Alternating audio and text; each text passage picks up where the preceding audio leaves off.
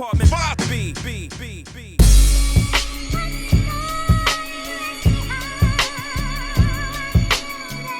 You're now tuned into the Apartment 5B podcast, where we chop it up about hip-hop, R&B, sports, love and life.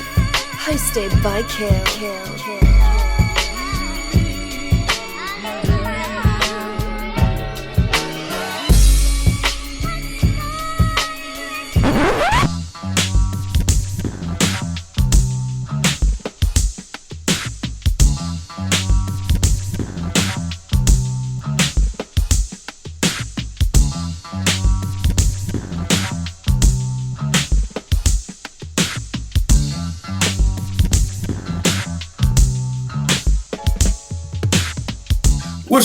What's good? You at Tune Apartment 5B podcast hosted by your man, Kill. I got my squad back in effect with me. Porsche. It seems like it's been weeks, months. I know. I miss you guys so much. I'm so glad to be back. How is everybody? I don't know what it's been. Love to be here.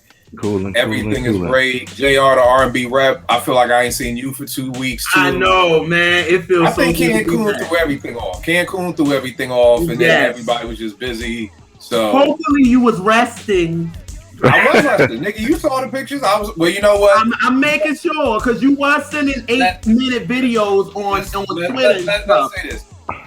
He fell off the jet skis. Well, me and T fell off the jet skis. Okay, I was fine. I can't swim, but I believe in life best, so I was good in the middle of the ocean. You know. So other than that, we was chilling. Great time. Much rested. Great. The best part about it was, like I said in the video, I said being able to make a life that you don't have to escape from. You know, in the past, that's what vacations was. It was like, I hate my life. I don't want to go back. This time, I like day 4 or 5, I was like, we can wrap this shit up. Like, I'm good. Like, I got the rest I needed. I can get back. So to me, that's the bigger blessing is that life is finally the way. Sure. You know, supposed to be burned. You haven't been on for 2 weeks. What's going on, good brother? You Man, good? I'm good, bro. Good money, as you say. Who's on your shirt? I can't see it. That is John Collins jamming on Joel Embiid. Okay. Wonderful. Thank you. You asked. I didn't even know. It looked like Gian. It looked like a Bucks uniform. I couldn't see nothing, so neither here nor there. Whatever. Okay, Eddie, what's going on, good brother? Yo, I'm good, man. I'm good, man. Don't worry, I'm not taking any subliminals with my shirt. You know. Thank you. I appreciate you, Black Star. Rel, what's good? Philadelphia representative. What's good? Happy to be here. Vern, that's an offensive foul, number 1. Exactly. Like, I'm like, damn, this the shirt you choose to wear tonight? Like, man, it came in the mail today, man. I seen John Collins wearing it, so yeah, that was fire. Right, so, Apartment 5B sponsored by. So, what's the scenario? Game, cop this joint. We got to get another F going on. JR, you're the champ, and what is JR and Eddie and Porsche? I think it's like y'all. I won one too. Yeah, I got one too. I got. Have you won yet? Me? Yeah. No. So it's just me and you. Yeah. So it's just the Philadelphia crew.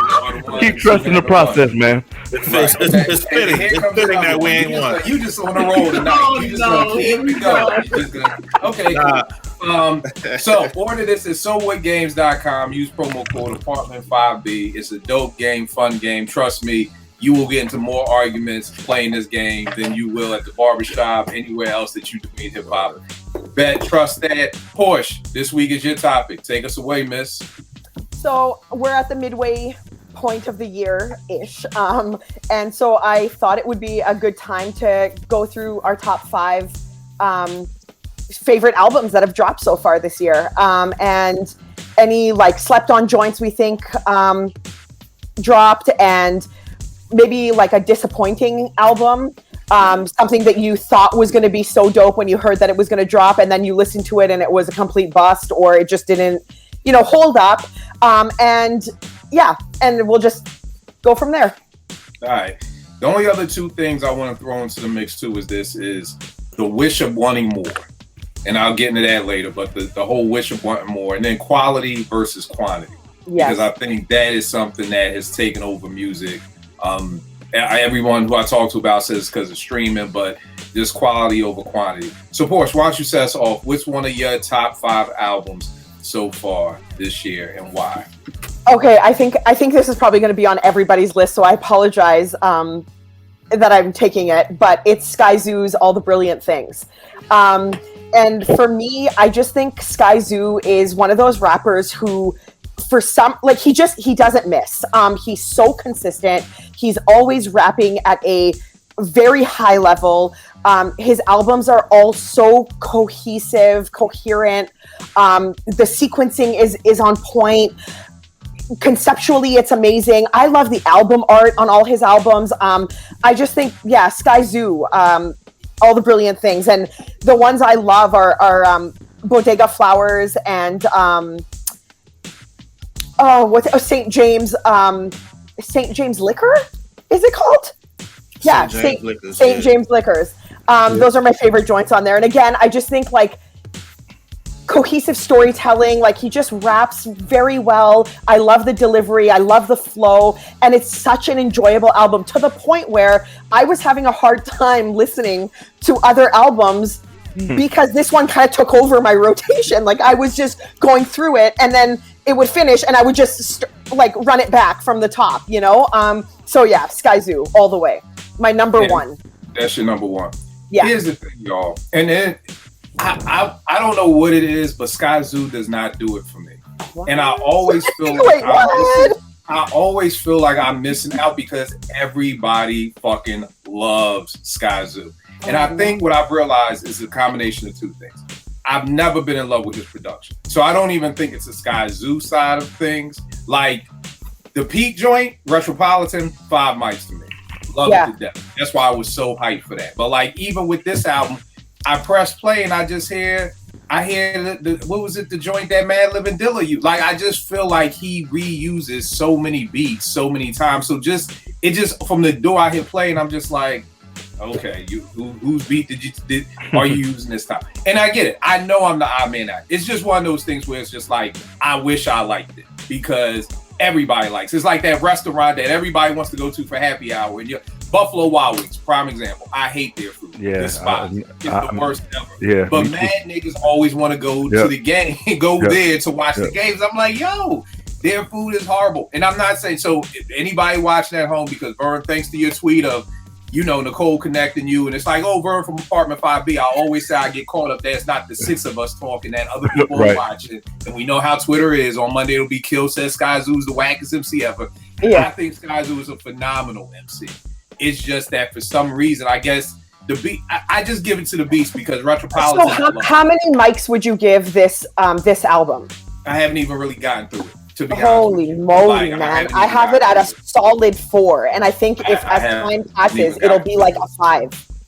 Yeah. Wow. And again, everything that you said about Sky, I love. The joint he did with Milestones, talking about. I feel like he tackles incredible topics. It's to the point, like, it's like Sky said, Bed-Stuy is burning. He got that from a book. I went out to buy the book. So, again, it's nothing against Sky. It's just something about all of his albums. Like, there are always songs I enjoy on them, but just as a whole body of work outside of Retropolitan, I don't love, which to me is because of the beats, because Sky is going to do Sky. Like, Sky to me is an MC like Talib Kweli. You either love him or you hate him, because he's gonna do that. So there's not too many people who are like, oh, I like that Talib album. You either like Talib or you don't. And I think that's how it is with Sky. So but salute to the album, because I feel like he tackles, and this is what I'm always telling people, it ain't even about if I like it or not. I think Sky is an amazing MC. He makes the type of hip hop that I love. He makes the type of hip hop that we all love. So even though I don't personally like it per se as a fan, I'll always buy a Sky album, similar to what I do for the Roots, just because I love what he represents. So it even goes past what I enjoy. It's just, he's a piece of the culture, so I gotta support him. It's just one of those things, like, I wish I could get into it the way everybody else does. It feels like everybody's at the party and I couldn't go.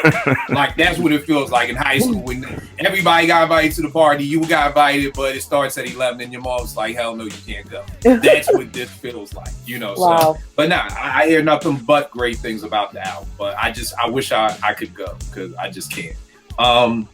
The first joint I got up is this joint.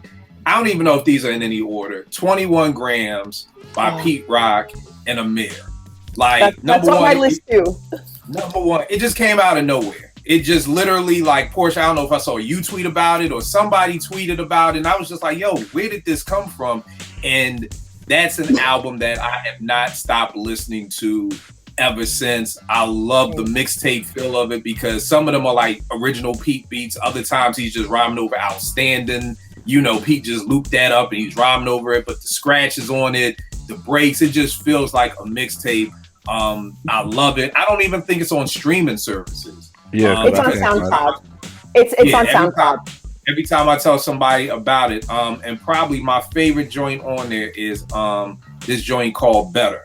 And he just uses Shaka's Ain't Nobody. I mean, Pete didn't flip it. He didn't chop it up into a million pieces. He literally just filtered it out, and there's some auto-tune singing on it.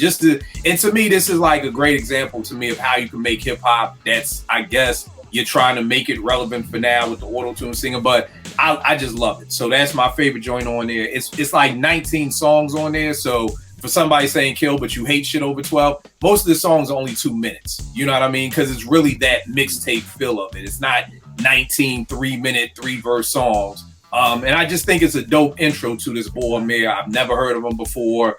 Had to like Google and YouTube and find interviews of him and Pete. He's from the Vernon, you know what I mean? And so everything like that. But that is my joint right there. Pete Rock and AMir's 21 Gram mixtape. JR, which one for you, man? Mine is Carmen Rogers. Yeah. Hello Human, Volume 1. If you just love good R&B music, that is the album to go to. EP, album, whatever the hell it's called. Now, what's it called? It's called Hello Human, Volume 1. Hello Human. All right. Yeah, and it's just a good R&B album, like from beginning to end. You know what I'm saying? She starts it with Beauty, which is kind of like a interlude, and she ends it with Say So, which she's getting her Layla half the way on. Like, this album is dope. She got with his name is Donis Cook, who is a background singer for Jill Scott, and he did a lot of her production on it. But if you just love good R&B, this would be the one. I play this album at least once a week. Yeah, man. So it's my favorite album so far, like, period. Is this the shorty who's down with Fonte? Yeah, Foreign Exchange. She's in the Foreign Exchange crew. Yeah, she's down with that. Foreign Exchange is all over my list. But yeah, Carmen Rogers, I would definitely recommend y'all check it out. It's 5 songs, not long. You know what I mean? People ain't doing long albums these days, so. Right. Let me ask you a question. Maybe I should have asked this in the beginning before we got started. What kind of year do y'all think this has been so far? Musically? Because when I'm on the timeline sometimes, I feel like people believe like this is 1994. Like we getting Into the Woo and Midnight Marauders. And where it feels like people are like, it's been an incredible year for hip hop. And I'm just like, no, it hasn't. We just have 2 different definitions of the word incredible. No, it hasn't. Just Porsche, what do you think of this year? Do you think it's been a good year, great year? No, I don't think it's been I certainly don't think it's been a great year. But I'm with you. I see that a lot where people are like, oh man, this is the year for hip hop and all this kind of stuff. I don't know what they're basing that on, and I don't know if that's something that's based on like 2 or 3 albums that have dropped and that's just kind of taken over the year already. And the upcoming albums don't sound good apart from like maybe a handful of them. So yeah, for me, I think it's pretty. You got to sift through a lot of. If we do this like the mic system, if we do it like this, 5 being classic, 4 being dope, 3 being good, 2 being aight, 1 being blah, like how many mics would you give? I give the year so far 2 mics, if that. Okay. 1.5. Yeah, and the reason for that is I think it's just. Again, I think you're going to touch on it when we talk about quantity and quality, but I think that it's just so bombarded with material, and you have to really sift through to see what's good and really like pay attention to what you're going to spend your time listening to. Like, for me, it's not a dope year, and it's a struggle, honestly, to even get through some of the joints that people are calling like 5 mic classics. So. Right. JR, what about you? How many mics we give in 2021 so far? See, I've been doing the shift. I've been going through this for like 10 years now. So I don't expect anything. I'm not expecting a 5 mic year, to be honest with you. So right now, I will give it, at least for R&B, I'll actually give it a 3.5. It's not too bad. It's not too bad for R&B for real. You're talking about R&B perspective. Yeah. Now, hip hop, I agree. I agree with y'all because I don't know who the hell talking about some good shit out. Like, no. But yeah, for R&B, I give it a 3.5. All right. What about you, Vern? 1.5 hip hop. I mean, I think we don't get great albums. You know, you get us. I mean, you're gonna talk about it. I think quality over quantity, and it's suffering. All right, no doubt. Eddie, how many mics you giving us? Yeah, overall, I think I agree with 2 mics, and you know, I think you know, there's some under the radar albums that are way better than some of these major releases that I'm gonna get to when I do my list. You know, if you talk about underground, independent, whatever you want to call it, and I don't know if it's the hunger or what, but it's just been a lot of okay, that's cool, that it may sound dope in the first listen, but then it doesn't beg for replay value.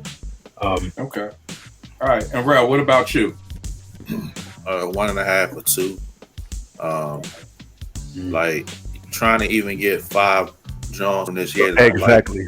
That was a struggle, man.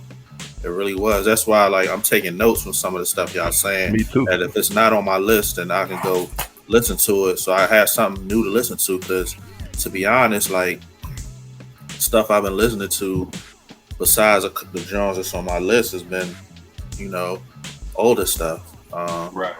This is not. I don't know who said it's been a good year, but they are tripping. Like, it has not been a good year musically, in my opinion.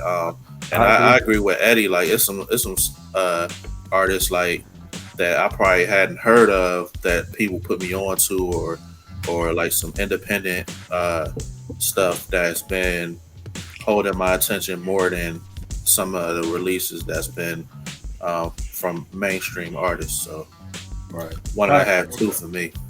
All right, and I'm at 2. It's been you know, and that's for hip hop and R&B. We talking about hip hop. I'm probably at 1 mic, you know, so yeah, it's been dry.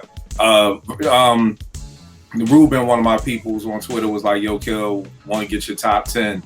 And you know, I'm like, "Shit." I was just naming shits. Like after 3, like it was like, because for everybody watching, for me, defining from at least for my list is stuff I listen to over and over and over. Mm-hmm. And if I can't get the 5, then I'll just give you 3. Like you know, it was like, yo, you know, Ruben was showing love, so it was like, all right, let me show love, you know, to albums that have dropped that I've listened to and I enjoy, but maybe not I'm coming back to all the time. You know what I mean?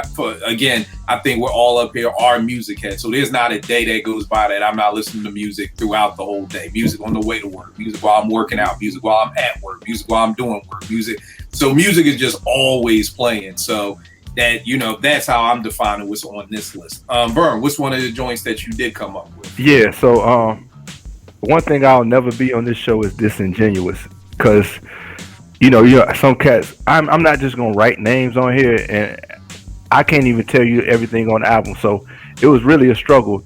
JR had one that I had. Hello Human is one.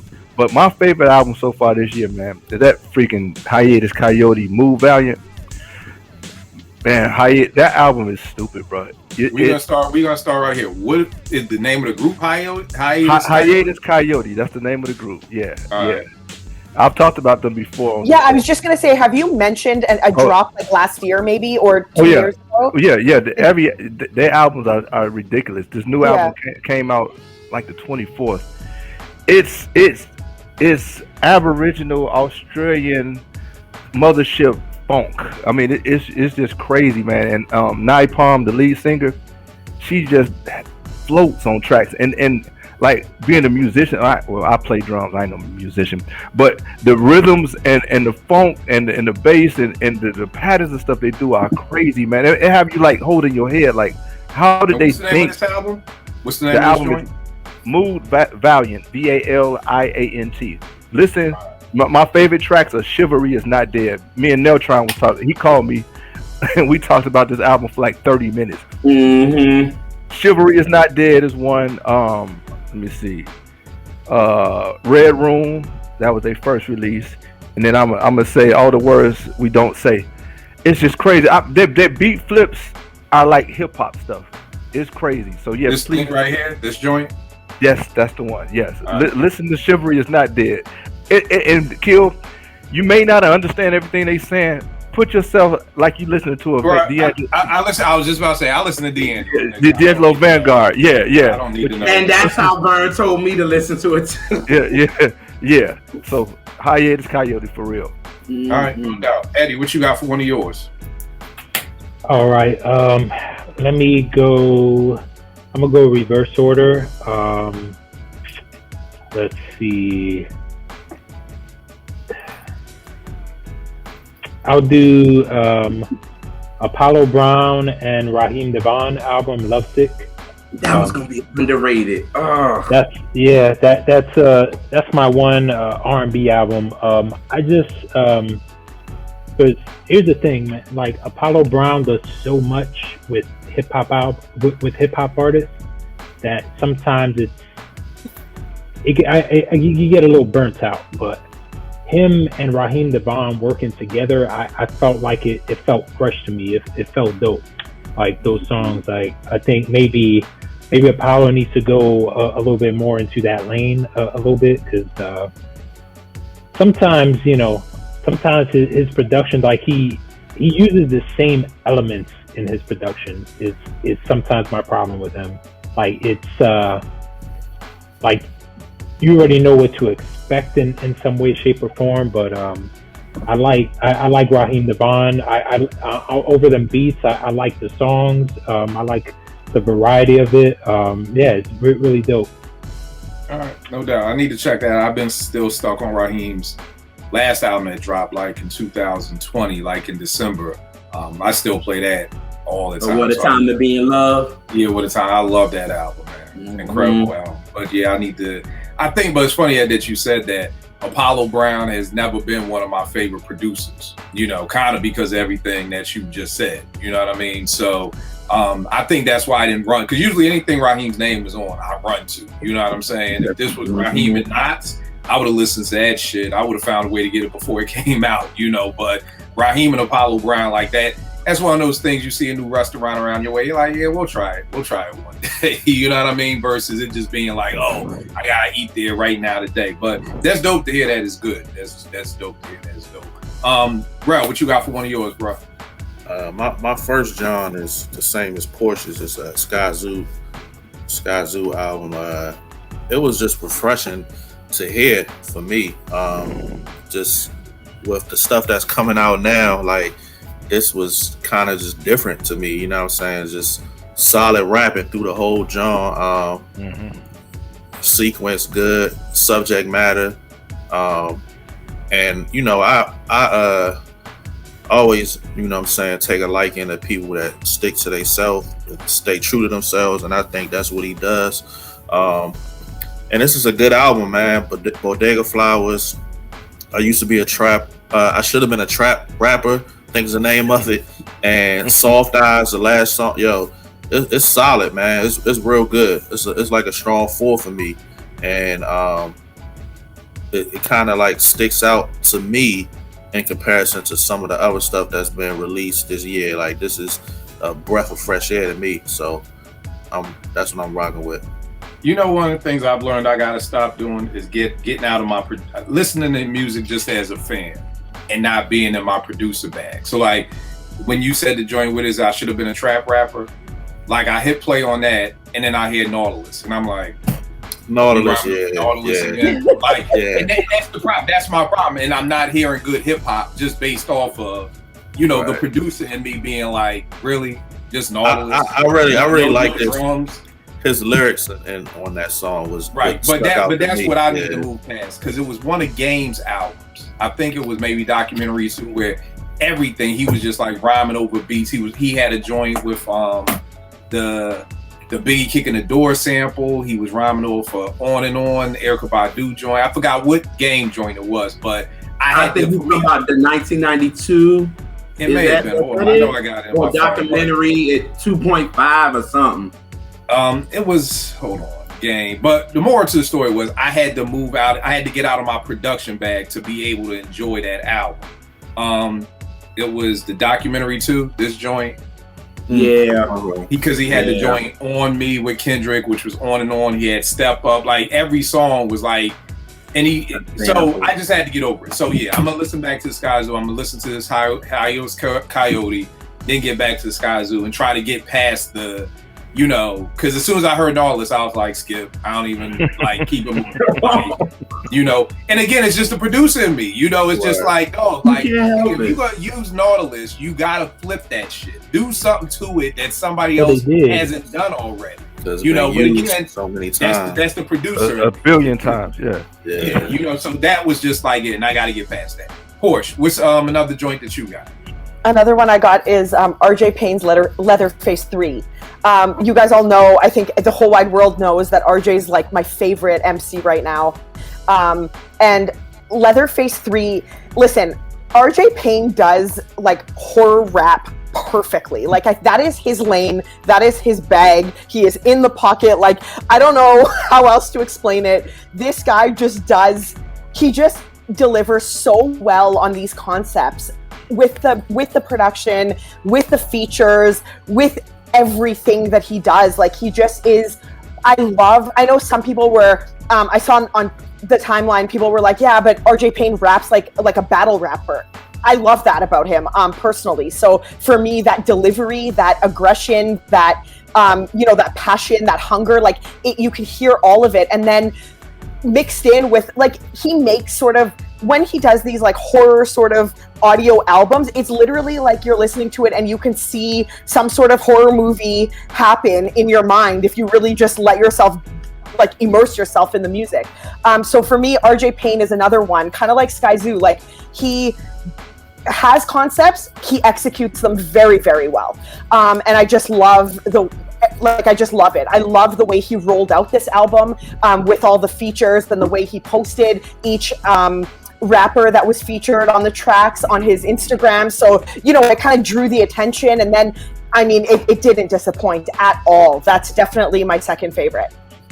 Well, RJ Payne was a battle rapper. I know. He was Rain Man for a while, yeah. And I know that personally, but a lot of people are like, nah, but he does studio, like he does his albums like a battle rapper, and I'm like, that's his bag. Like he knows that. So yeah. I'm really glad that he was able to turn his career into what it is, because he was just a battle rapper at one point, and he's like official now. I like it.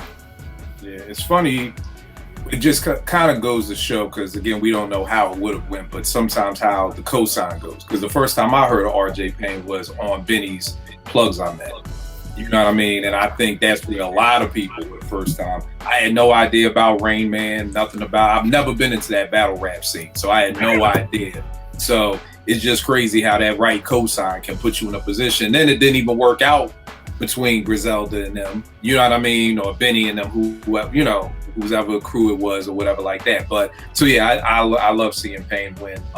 Philly representative, hell, gave me a placement on one of his joints. So ain't nothing but love for Payne. The next joint I got is y'all, I can't speak Spanish. I was in Cancun the whole time. La Maquina. Yeah, there you go. I'm not even gonna try. All the time in Cancun, TNA speaking Spanish to people, and I'm just like, then I'd be like, hola, and then they want to start speaking Spanish to me. I'm like, nah, my fault, my bad. I'm gonna just say hi and just keep it moving, because I tricked you into believing that I know what I'm talking about, and I know nothing about Spanish. So yes, La Maquina. I can't make it sound cool like y'all do, but La Maquina, Conway the Machine. Everybody knows Conway is one of my favorite MCs on the planet Earth. Love the album. He's Griselda is one of those crews that we'll get into this more about quality versus quantity. And I think, I really do love this album. I just sometimes wish, like, I feel like when you're putting out so much, it kind of takes away from the greatness that yes. You know what I mean? Yeah. It's one of those things where it's just like, this album is great, but I just feel like I miss those days of being in the studio and you recording 30 songs and then picking the top 12 that make it. You know, and that's what used to happen. That's why we used to get all these soundtrack songs that we love, because it was like, yo, we recorded 20 songs for Midnight Marauders. Here were the 14 that made it. We got 6 that are still dope, but maybe didn't fit the concept or didn't fit the time. So we'll throw Hot Sex over here for the Boomerang soundtrack, or we'll throw this over there for that. But now it's like, we recorded the first 12 songs we got. There's and the album. You know what I mean? And you know what? That's also that's also how we're gonna play it. My brain is on E tonight, y'all. What am I talking about? The way the album is sequence. Thank you. Yeah, it's almost just like, I've been in the studio with people and just be like, yo, just put it in the order that we recorded. I'm like, nah, what are you talking? You just don't put an album just like we recorded this, you know. And I feel like a lot of times nowadays, people don't even take time to name their songs nothing. Like, I can't sit here. I have to have my phone out to be like, the 6:30 tip off. That's the name of one of these Conway songs. Like, I'm not gonna remember that shit. You know what I mean? I'm not gonna remember none of that. One of my favorite joints on here, and to be honest, this is a great example of what I'm talking about, because I don't know it by the names. I literally gotta play this shit to be like, oh yeah, that's the one. I don't know. I like the whole album. Just listen to the whole album. But that's a testament of what I meant. Like, you listen to Midnight Marauders and you're like, oh, lyrics go. War 2. Or you not like, oh, that song where the girl is talking like the tour guide before and then the beat coming. That's how I feel like I talk about music nowadays. Like, I love the Leatherface joint. You can't name you one song off.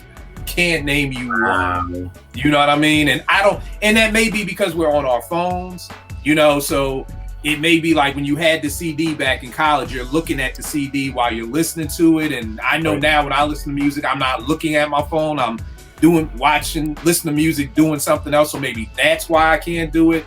But yeah, so the Conway joint is dope. What'd you say, bro? You just answered the question right there, bro.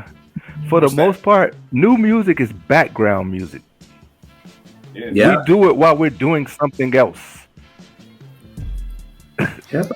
It doesn't have your undivided attention. Right. And again, like I said, I like the Conway album, is dope.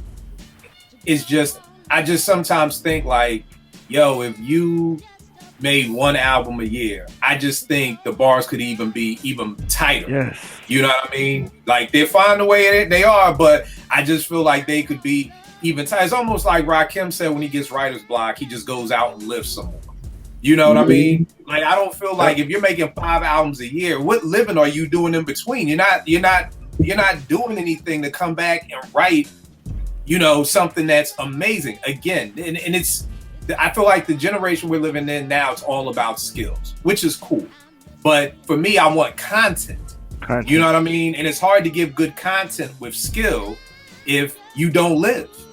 You know what I mean? It's hard to give them both. And I feel like a lot of people nowadays, they just want the skill. You know, it doesn't matter about anything else as long as the skill is there. But again, that's just me. Gerald, what's another one you got, good brother? Where am I gonna go? I'm gonna go with Mac Ayres. His album is Magic 8 Ball. Mac Ayres, yeah. Like a Mac Air book? Like, yeah, it's Mac and then AYRES. Like okay. Roy Ayers. All right, yeah. Mac Ayres. And then what's the album? It's called Magic 8 Ball. Okay. Yeah, he's dope. He's really, he plays every instrument because he's inspired by Prince and D'Angelo. He loved them. You know what I mean? He's from Long Island. He's dope. Like, I've been on him since like 2016 when he was on SoundCloud, and then now he got his deal and now he's on. But his first EP was Drive Slow. And it's very, if you're a D'Angelo and Prince fan, you'll understand it. Like, you'll listen to it because how this generation said they like the vibe. Well, this is actually, he's actually a vibe, but the music is good. You know what I mean? Okay. And him playing all the instruments is dope. But 8 Ball is, Magic 8 Ball is so dope. Like, I listen to that often too. My favorite off of it, I got 4 favorites to be honest, because the first one is Where You Going Tonight. It's like a dance joint. It's definitely kind of like 75-ish to like 79, but it's still got a little nice little swag to it. Nothing else. It's very trappish, but it's still it's a soul to it. Sunny and 62 is smooth. Like, it's the musicality of the song is just dope, and that's how he opens the album. And then Never Let Me Go is a soulful record. Like, it's soul. Like, you can feel it, you know what I mean? And the dude plays every instrument, so he's dope, you know what I mean? And it's definitely, if you want to vibe and you want to have a glass of wine or something and chill with it, I would say go with Magic 8 Ball. Let me ask you this too, and I'll be asking everybody this, at least for newer artists. How did you find out about him?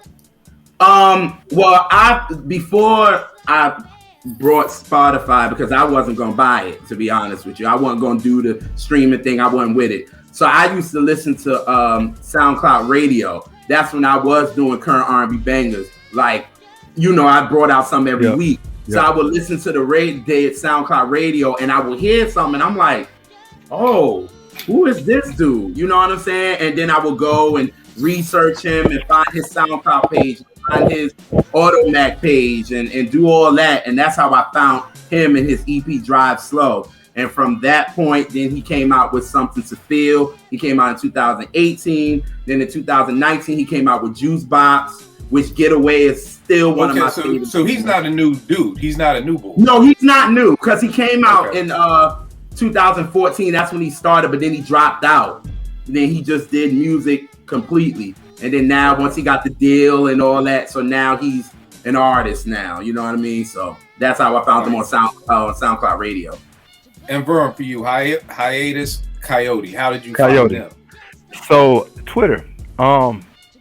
What, JR? This is the first time I got on Apartment 5B. So this had to be 6 years ago. Mm-hmm. Layla Hathaway was ranting about some group from Australia, Hiatus Kaiyote. That's how. Exactly. Questlove was ranting about him, and somebody else. I was like, man, who are they talking about? Mm-hmm. And I heard that that album, because that was their second album. What's the name of the album? Choose Your Weapon. Choose Your Weapon. Oh, right. And I heard Breathing Underwater and Shaolin Mother Funk. Oh my goodness. Talking about some beat flips. I was hooked. And then I went back to their first album. Q-Tip got a verse on Nakamura. I don't even know how to pronounce it. But they names on their albums is weird. Like, they Australian Aborigines, it's on some different stuff. But but that's how I found out about them. Twitter. Some of my favorite artists talking about them. Mm-hmm. No doubt. Dope. Vern, what's the next one that you got? All right, Jay, I took one of mine, so I'm about to take one of his, I'm sure. Zoe and Tall Black Guy, Abstraction. You are so whack. You're so whack. I should have went with that next. Damn it. You know, Zoe is from Foreign Exchange, and Tall Black Guy does a lot of remixes and stuff, so they connected together. My favorite songs, Talking to Myself by Be My Fiasco. That's the way you lead. That's the way you lead off an album. Yes. Vern, what's the name of this album? What's the name of the album? Abstractions, like the abstract poetic abstractions. Yeah. It got a song called Sightseeing, and it kind of runs down Detroit. I let my wife listen to it. She's like, "We need to go back. I need to go back home," because he running down the street names and stuff like that. Yes, he is. And then The Ride, it's got Cy Smith, Black Milk, and Elzai on it. And then now, my rapper or a singer? No, Zoe plays keys. Zoe plays the keys for the Foreign Exchange. He's a musician. Okay. Yeah. And Tall Black Guy's a producer. So who's rapping or who's singing? Nobody. He's getting people on these songs. That's Zoe always has guests singing on his stuff. Like I said, Be My Fiasco is a singer. Sightseeing, Cy Smith on The Ride is Cy Smith, Black Milk, and Elzai. Cy sings and Black Milk and Elzai rhyme. And then my favorite next to Layla, Darian, Hold My Hand with Darian Brockington and Moose. That's my favorite song of the year right now. Floating on that mug. So yeah. What? And then you know him and Beyonce haven't been together in a minute. Yeah, that's right. Yeah. Joe and Tall Black Guy. And it's called Abstractions. And you said that song was called Hold My Hand? That song was Hold My Hand. Yeah. Right. Yeah, it's Fonte, Baron, and what's her name? Musina. Yeah. But the joint with the joint with Black Milk and Elzai is called The Ride. The Ride. Yep. All right. Bet. Hey, what you got up next, man? All right. So this is an album. I know it's kind of an album that I'm probably the only one who likes it as much as I do, to be honest. It's 13, which is Pharoahe Monch, Daru Jones, and Manny Machado. A magnificent day for an exorcism. So I know I'm in the minority. It's just because that's going to be on my most disappointed list. So it's just really funny. Anyways, we'll get to that. And that's cool. I really appreciate it. The funny thing is when I heard they had a single that came out announcing that they were collaborating called Palindrome, which is not on the album. And I think when I first heard the album, I was still stuck on that one song that I didn't kind of let the album kind of do its own thing. I didn't really give it its proper. But I mean, honestly, the more I listen to it, I really enjoy it. I mean, I do feel like I gotta be in a mood because it's heavy subject matter and it is eclectic. It's not just straight hip hop. It's hip hop, is rock. It's kind of like an amalgamation of different genres. But I'm an eclectic person, so I do appreciate that. So yeah, I think it came out dope. I understand why people don't like it. I think if you're expecting a Pharoahe Monch album, you're expecting a hip hop album, you're expecting him rapping over beats. But I think if you're able to kind of take this album for what it is, which I think is why he didn't release it as Pharoahe Monch, he released it as a group name. I think there's at least a few songs on the album that will speak to people. You know what I mean? Even if you don't appreciate the whole thing, there's going to be at least one or two songs on there that, as far as his writing and the subject matter and what they're covering is some deep stuff. No doubt. I think that's one of those albums because I like it. I actually even brought the vinyl that I'm still waiting on, and I pre-ordered it in January. And I was going through my emails one day yo, Fat Beats, yo, what the fuck? I ordered this in January. It's almost August. They're yo, it's back ordered, and we didn't get the vinyl yet. Whoa. But I do agree with you, Eddie, that I think at a lot of people who I've talked to who don't like the album, it reminds me of Guru's Jazzmatazz. If you would have copped Guru's Jazzmatazz expecting a Gangstar album, you would have been heavily disappointed. You know what I mean? But I don't know if Pharoahe did enough to say this is gonna be a rock album. You know what I mean? Or like you said, a mixture album. You know what I mean? And by Pharoahe being the hip hop Sade, even me knowing that it was gonna be rock, part of me was still hoping for somewhere up in here is gonna be some boom bap, just because nigga, I haven't heard from you for 5 fucking years. You know what I mean? So even though you tell me it's this, I'm still hoping that there's a piece of it, almost what 3,000 Love Below. At least he gave us the day in the life of Andre Benjamin. So yeah, if you didn't like Hey Ya and you didn't like Roses and all that other stuff, there's still that one track where he's just rhyming for 8 minutes. So I think that's it, because I do like the album, but like you said, it's definitely a certain taste to it. You know what I mean? It's like calamari. To get people, my peoples to get me to taste calamari, they're it's chicken killed. I was like, okay, cool. And I'm eating it. They're what you think about? I'm oh, this shit is great. He's it's squid. Now I'm sick for the rest of my life. I can't. Can't cool because I love it, but it always makes me sick. One time the bread came open, I actually saw the tentacle, and it was just I can't. So Now the weird thing about that album though, I kind of feel bad because the most upbeat song on the album is called The Magician.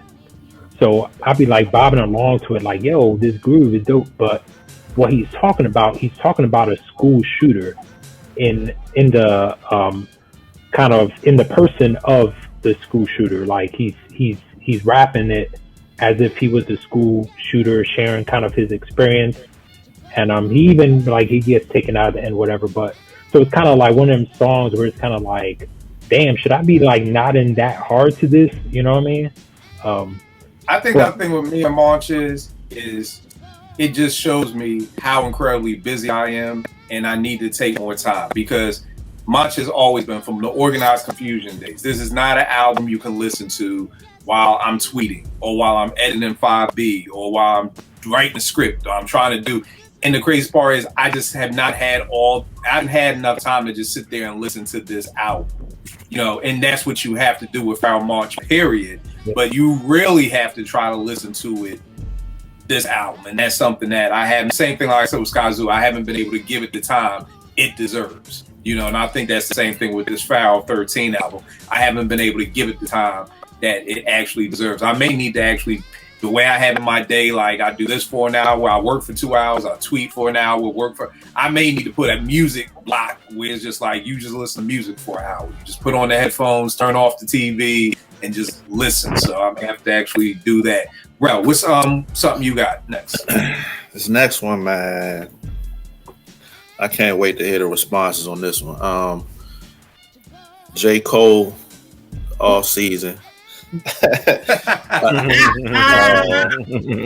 J. Cole, All Season. I like the album, man. My problem is the people that, like, when it dropped, just come out and say that it's the greatest thing ever created. Like that, you know what I'm saying? And it make it difficult with people that actually like it, you know what I'm saying? Because I ain't, you know what I'm saying? I ain't on that time. Like, you know what I'm saying? I'm gonna be honest about it. I like it. Is it like the greatest thing since sliced bread? No, but it's a good album, especially, you know what I'm saying.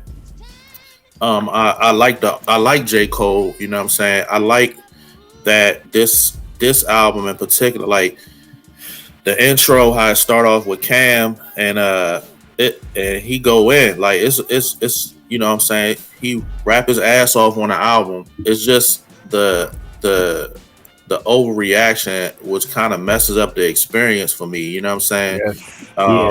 So I kind of got like block everything out when I listen to it, you know what I'm saying? And I like it. Like Hung on Hillside is fire, Applying Pressure is fire, you know what I'm saying? It's a good album, a good 4 mic album to me. And you know what I'm saying? It's just, you know, it's just how stuff is these days, man. The lyrics just go over your head, or else it would have been a 5 mic album. You know, you ain't vibrating on the high enough. Right. You ain't vibrating on the high enough plane to understand the brilliance of Jermaine Cole. Right. Nas is my favorite rapper. Nothing J. Cole gonna say is gonna go over my head. Exactly. You know what I'm saying? So. You need to make a shirt that says that. Nas is my favorite rapper, for real. J. Cole says goes over my head. Yeah, you really need to make that to it. And these things can be exclusively true. It's a good album, but it's not what y'all making it out to be. Exactly. That's not a diss. Yep. That's not a diss. Like, it's all those things can be true. You know what I'm saying? He's an incredible rapper to me, but to say that he's just so profound that we can't understand, you know what I'm saying, that's just crazy, you know what I'm saying? So I really like the album, but people messed up the experience for me, so I had to block that out for me to even listen to the album like I want to, you know what I'm saying? But I'm gonna give him his respect. It's a good album, and I like J. Cole. So the wild part is I just want to do like a case study. You remember Will Smith in I Am Legend, when he had the zombie in the basement and was like trying to study it? I want to study a scene. Like I want to try to go. Chromosomes, all of that shit. Because it's always the joke of, yo, find you a woman who loves you the way J. Cole fans love you. And it's just like, what happened? Like what is the blood? Is your white blood cell count low? Like what? I want to study the anatomy of a stan because I don't understand. Because the same stan who loves J. Cole is cheating on his wife or treating her like shit or like doing some other, not taking their kid out to dinner, you know, spending quality time with their kid, but you loving J. Cole. So I need to understand like what is the anatomy, like what went wrong with, like, let's study the brain, like what happened that you had to, because there was somebody who said something like Cole got a line where something like Jesus died at 33 and so did Nip and so did somebody else, and somebody on the timeline, I think y'all were in the tweets, and it was just like, oh my God, that was the most deepest line ever, and I'm like, oh no, you lying, y'all lying, right? No, it was, but that's why I want to study it, because it's just like, what, again, it goes back to what Rel just said. Nas is my favorite rapper, so nothing J. Cole can say can go over my head. And you really need the hashtag. And no, for real. What do all the ball players do now with the process? You copyright that, Rel. Copyright that. Yes. Right. Because if you don't think J. Cole is the best MC ever, then you're not deep enough. And it has nothing to do with that. But I really want to study the anatomy of a stand, just like that would be a funny ass hip hop skit. Like, we are studying the stand, the way Will Smith was trying to figure out how to bring humanity back. It's like, we're gonna study the mindset of a stand so we can bring humanity and just fans back to the game. That's what we need. We need fans. We don't need stands. We need fans. I think it's something in their childhood, man. I think it's something in their childhood that, and not having OGs or not having a male figure to look up to, stuff like that. It's several reasons that people can do that. Like, I know the people I looked up to coming up, my older cousins, you know, my grandfather. Those are like people that I live with, I can see, you know what I'm saying? And you know what I mean, their influence on me was stronger than a musical artist, you know what I'm saying? Yeah. So I think it's like something with in people's childhood that make them stand like that, because it's now you're 100% right, and I used to joke about it, but I'm dead ass. That's what it is. My fault, Vern. What were you gonna say? No. Two things, real. That's why whenever somebody do that, I put a saxophone on the TL and be like, be a father to your child, man. You know, because y'all need fathers. And secondly, you got this picture stuck in my head of a J. Cole fan banging on the glass with his head trying to get out. When you said, I am legend, man. I'm sorry. We gotta stay. But Rel, you're 100% right. About maybe 10 years ago, DC was closing this middle school. So the two middle schools that was beefing, they all have to go there. I went to kind of barter like a truce between these two crews, and I was asking them about role models, and they were like, yeah, like a nigga like KG, like this how long ago it was, like when Kevin Garnett was out, and it's like, I'm like, okay, that's a good role model, but like a nigga, you know, somebody who you know that you can talk to. And it was like, you mean a man like doing the right thing? It was like, nah, I ain't got nobody. So when you're talking to 14, 15, 16 kids, and they're like, they don't have any men in their lives. Now, like I said, if this was 10 years ago, that 12-year-old kid is now 22. So we don't have that man, and you know who speaks to you? J. Cole. You know who becomes that role model? KD. You know James Harden. These men who they don't know become their role model. So you're 100% right. That is one of the reasons why these people, where like you said, hey, if I'm gonna stand out on anybody, it's gonna be my uncle. You know what I mean? Or if I'm gonna have somebody's back, it's gonna be my pop. You know. That's why these people don't have that OG in their life. So it's like, well, hell, I got to stand for Jay-Z. I used to make jokes about, like, y'all really think Jay or Pop? Truth be told, some of these niggas really do think Jay-Z is they Pop. Like, it on some old real shit, because they didn't have anybody in their life. And if not they Pop, at least the uncle. Like, at least bare minimum. No, it's they daddy. They call him daddy. Okay. Well, I don't know about calling another man daddy, but that's neither here nor there on my timeline. They should. Right. Hey, so, I mean, we're gonna study some stands and figure out. There's a reason why I don't refer to Jay-Z as Hov. Like everyone else want to do that. I don't do that, man. He ain't my guy. No, that's sacrilegious. I don't do that. No. Here's the wild part, bro. So I'm gonna have to write a script about that, and we gonna know nobody bite my shit, and I know somebody will. because it's inevitable. They do it anyway. Right. We need to do where we capture a stand. Where we like wait after J. Cole show, and we the 5B crew deep. Like I don't know if y'all remember the Drop Squad. Drop Squad, yeah, Drop Squad. We gonna watch out for us at the next J. Cole show because after this pandemic, y'all gonna come out in droves. One of y'all niggas is getting thrown in the back of the truck and be in the cage. The stand chasers. Yeah, we gotta say this so we can solve this because this shit is a problem. Porsche, what's another one you got, Miss? I wasn't going to mention it because you did, but Pete Rock and Amir's joint, 21 grams. That's like on par for me with Skyzoo's joint. I love. I mean, everyone knows I love Pete Rock, but Pete Rock. Oh. But Pete Rock merits. Listen, Pete Rock merits the amount of love I give him because he definitely stays relevant. I mean, we've talked about this before in previous episodes. Pete Rock does a very, very good job of remaining relevant and remaining with the times and ear to the street and all of that kind of stuff, and delivers still to this day. Okay, like good top tier production and partners with rappers that he has really good chemistry with, and he's giving us very, very solid albums. I mean, they both are. I'm not just giving all the credit to Pete Rock. It's the MC as well. Retropolitan with Skyzoo was amazing, and then now this joint with Amir, and just like Hill, like first time I'm hearing this guy and I'm quoting him on like from this album and tweeting about it, and I'm tweeting nonstop about this album. It is amazing. I love everything about it. I love his the beats, of course, are bright and they're energetic and they're really like nice. And then on top of that, the subject matter is super relevant, and the bars, like the guy is just so good. Amir is so good at delivery, at like writing, at everything. So that album is, that's like a 4.5 mic album for me. I have literally not stopped listening to it since it hit. So, and you know what, Porsche, you make a great point about Pete that I'm just kind of realizing now. I mean, I've always known Pete has been dope, but I don't know if I like Amir as much as an MC if he's not over these beats. You know what I mean? You don't.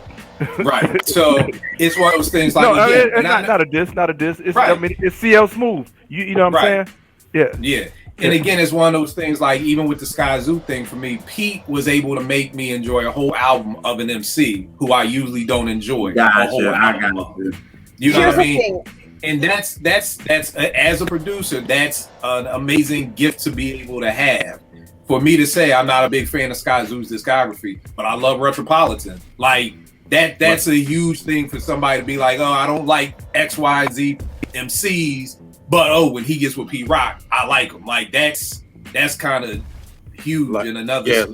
Like I don't know that people really. I don't know who really like Smoke DZA by himself, but his joint with Pete was crazy. You know what I'm saying? So that's a real good point. That's really true. You know what I'm saying? Another thing is, I mean, I don't know Pete Rock personally. I wish I could have conversations with Pete Rock and kind of, have this as fact. But what it seems like to me is that Pete Rock knows who he is. He knows what caliber he stands at. And he doesn't just water down his brand and himself and his beats with just anybody because they may be popular, because they may hit the radio, because this and the third. I feel like he really invests the time and the beats into people who he thinks are at the same sort of level as he is, or that he knows he can complement, or vice versa. And I think that that's also a skill that's super, super important, because a lot of people get wrapped up in the, but I need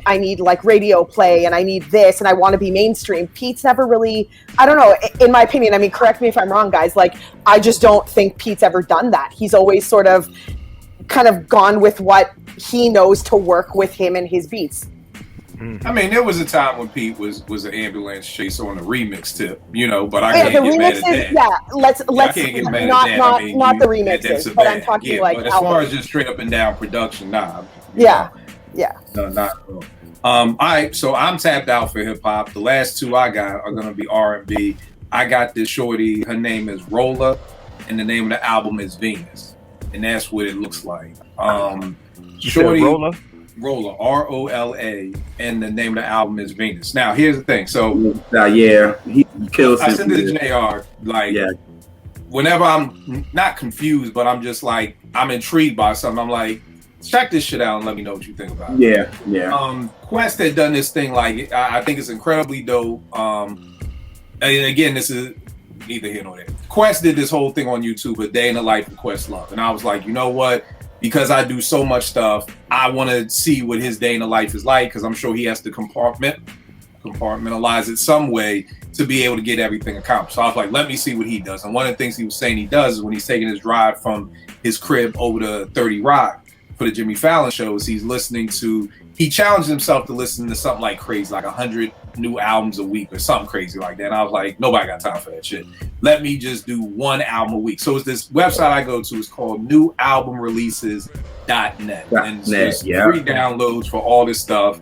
And I'll just click on their pop category is like pop and R&B. So if you're looking, so I just clicked on that and I was like, the first album cover that looks interesting, the same way I used to go digging. I don't know what album, I'm just grab it because of the cover. First cover I find that looks interesting, I'm gonna listen to, and it was like this chick right here with these freckles, and I was like, looks interesting, let me check it out. The production is dope. Here's the only thing, y'all, she's singing in German.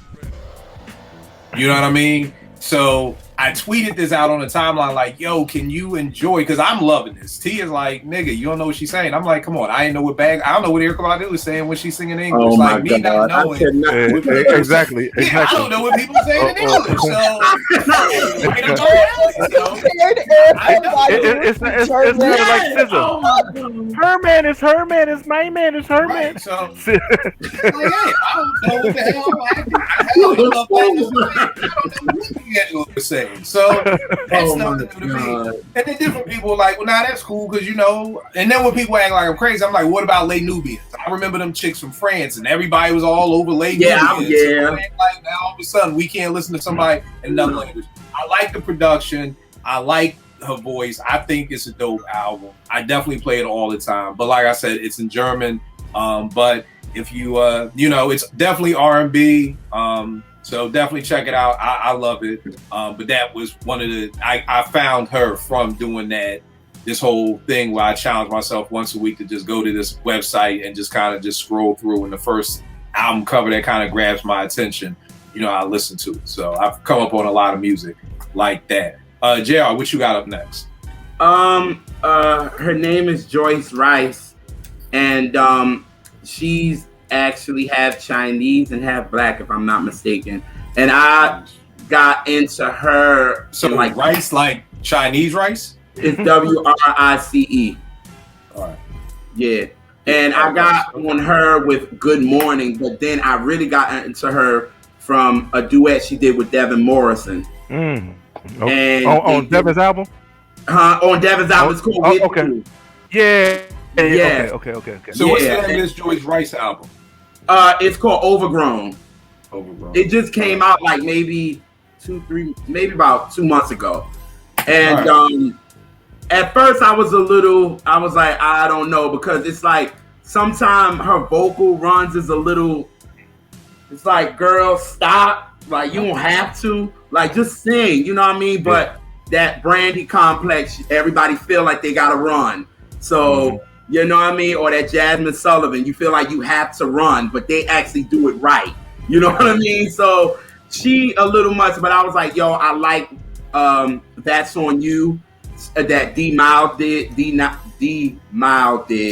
And I was like, yo, I'm gonna check it out. And Sin actually put me on, and he was like, yo, it's a dope album. And I listened to it and I enjoyed it. Like, she got a joint called Falling in Love with Lucky Day. She got a joint with the guy that y'all put me on to, Freddie Gibbs. Oh, the rapper. Yeah, they got a song together. Sounds like Freddie, somebody, Freddie. Yeah. Rerun song. It's a Freddie guy. Somebody named Freddie's on this album. It's a Freddie guy. Not Freddie Jackson. It's not Freddie Jackson. Freddie rerun stuff. I'm sorry. And then she got a joint called she got a joint with K Tronada, who I am such a fan of. I want this dude to get so much more love than he gets. Like, he works with everybody, but he's like on them album tracks that nobody talks about.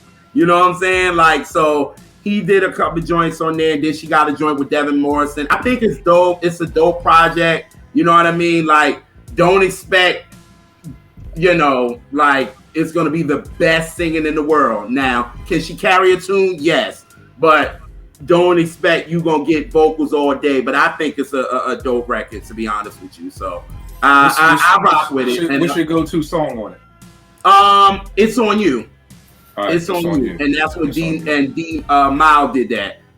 Okay. He did that joint. And it's On You.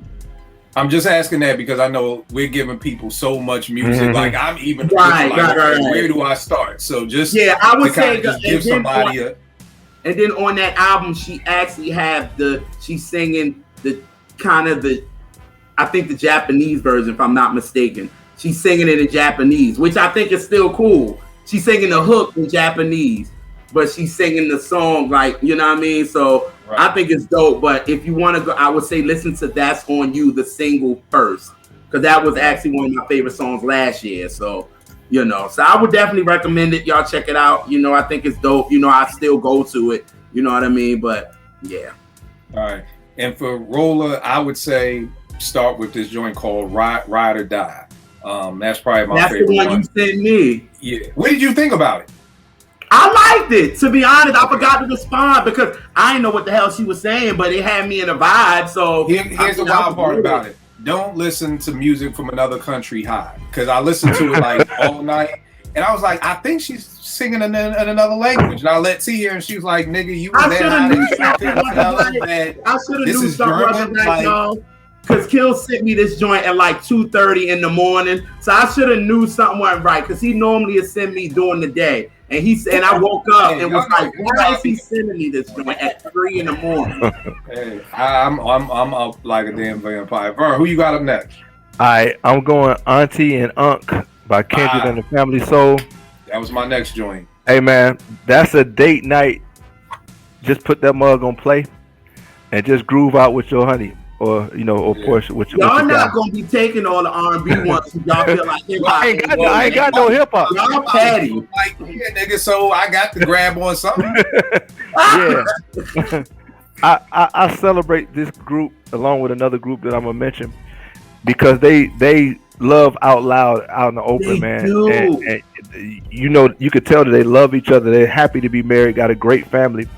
And this is a dope album, man. It's got that soul to it, man. And I'm gonna pick out a couple of standouts. Break It Down is probably one of my favorites. Yeah.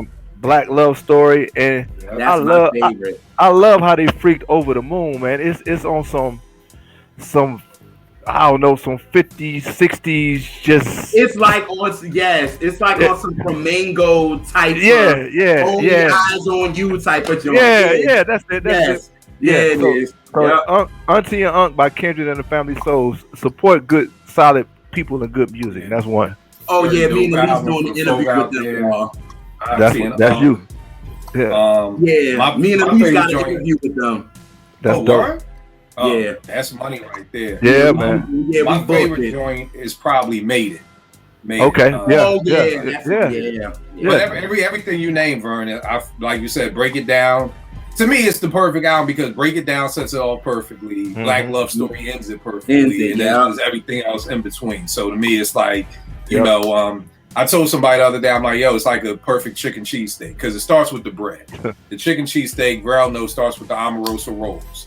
You know what I mean? And then it goes into the actual meat, and then if you get your fried onions and everything. So it's about how you start it, and how you end it. You know what I mean? So, Yo, you have the best analogies. I swear. yo, here's the crazy thing, man. Like I said on Twitter the other day, if I can't do shit else in life, I'm gonna give a nigga an analogy. That's something I'm gonna do. You said it, yeah. I'm gonna give you all That an is analogy. true. So that's if I can't do nothing else. Eddie, what you got up next, man? All right, my next one. This is I've been going reverse order. So this is my number 3, and this is my independent bag. Actually, an album I just wrote about on my website, freestyle.com, is "We Owe the World" by Dell P. And that's what You said we looks owe like. the world. "We Owe the World" by Dell P. And he's an MC from Philly. Word. And he's an MC from Philly, and actually Tracy Lee is featured on this album. Okay. Very dope track. It's called Barkley and Irvin. So Del P and Tracy Lee on that joint. He got Wise Intelligent from Poor Righteous Teacher featured on there. But I will say, this album is dope. It's him, one producer, Donnie Boy. So the production is consistent. And he released this album on Juneteenth. It's very much like a conceptual album. So he's speaking about the city of Philly, about what's wrong, about what's good, how to fix what's wrong, how to, stand up, take responsibility. But it's not an album that feels overly preachy. He got some joints where it's kind of like cautionary tales, and stuff like that. But it's really dope. Like I said it in my review, it's one of my favorite albums that I've listened to this year. And from my first listen, I knew, man, I'm gonna be replaying this joint. Like it's that good, and I know it's gonna be under the radar. Like I heard of this dude Del P, like he kind of touched base with me. I was doing the freestyle thing, and he touched base with me last year with another album he did called "Make Him Seeing Great Again." So I really liked that album. So I was already familiar with him, but this album is definitely his best work. So definitely give it a listen. Like if I'm sure a lot of people watching this don't know who he is, but he's a really dope MC, and it's a really great album. All right, dope. What you got next, Rob? I got Devin the Dude's latest album. I didn't know he had a new album out. Yeah, man. And it's called Soulful Distance. And if you ever listen to Devin, you know what you're getting, and you getting that on this album, man. It's chill, like it's what people say is a vibe. It's a vibe. If you smoke or you drinking or you just chilling, like this is the perfect genre to put on, man. And sometimes you want to escape from the more seriousness of life, and you know what I'm saying. And he's like the everyman MC. So the subject matter is stuff that you can everyday stuff that you can relate to. You know what I'm saying? Just chilling. If I had to tell somebody to go to a song, it would be To Each His Own or You Got No Time to Play. And it's classic vintage Devin the Dude, you know what I'm saying? And it's a reason why, every MC, your favorite MC, all of them mess with Devin the Dude, you know what I'm saying? Right. So if you're a fan of him, like you won't be disappointed in this album. I was actually listening to it last night. It's a good album, man. So he never really disappointed me. So right, Soulful no Distance. Doubt. No doubt. Porsche, what's your last two? What you got left for us so we can get to the disappointing joints? For sure. My last two are Benny the Butcher and 38 Special with Trust the Sopranos. I love that album. Benny is dope as hell. I just have to be in like a mood to listen to Benny, and currently I'm in the Benny the Butcher mood. So I've been playing like a lot of his joints, and this one I absolutely love. I literally spent a 5-hour road trip listening to this Skyzoo and the Rock and AMir joint. literally on like repeat, just looping them all. And it was amazing. Like, I absolutely loved it. So this one, I just think Benny, he always has bars. We know that. He's really good at having quotables. The flow is amazing. Yeah, I mean, he doesn't disappoint either. Well, most of the time he doesn't disappoint. Is this a compilation album? This is with 38 Special, but there are, like, every track has features on it. From like that's the only reason why I didn't tune into this, because I thought it was like some compilation album. Listen, Shay Noir's on there. I love her. I think she's amazing. I know Eddie really likes her too. Shay Noir as a featured, like, I was looking forward to those tracks, and they were brilliant. My favorite joint on the album is called Love Left, and oh my god, like, it's just so captivating. It's like a somber song. Yeah, you guys need to listen to it. And then my last joint is Willmatic. Oh, no, I'm with Kill on that with the group thing, because the last time Benny did that BSF album, it left me disappointed. So when I saw BSF in there, I was kind of like, nah. Here's my disclaimer. But here's my disclaimer. I'm not as hard on rappers, on MCs, on groups as everybody in the world is, because I don't put that much weight on production. So for me, when I say that this album, like, did not disappoint, it's because I'm not, like, I listen to the production, but it's like a you know, like, I think it was perfect for the album. I don't have a problem with it. So take what I say with a grain of salt, because I feel like everybody else is much harder on MCs because of their production and their albums than I am. So that's my disclaimer. And my last joint is Willmatic by Vegas and Kill. Thank you, miss. Yeah, I absolutely... I love that album. We did a Twitter Spaces where Vegas talked about the album before it dropped. I think it was like a week prior to release. And it was just so brilliant that he did this whole album dedicated to his cousin Ill Will, who is Nas's best friend also. The album is just very well put together. Kill... I mean, people know this about me. I love Kill's production. It reminds me of the 90s, but then, like, up to date. It doesn't sound dated. So for me, I just love everything about that album. Definitely didn't disappoint. Vegas is a stellar MC. Definitely brought the listeners some sort of, like, knowledge about Ill Will. And I think that that's so special, because this is the only way that we get to know these people that, you know, should have been. I mean, Ill Will was unfortunately taken way too soon, and this is just, like, it's a gem. It's such a brilliant album. So, Willmatic by Vegas and Kill.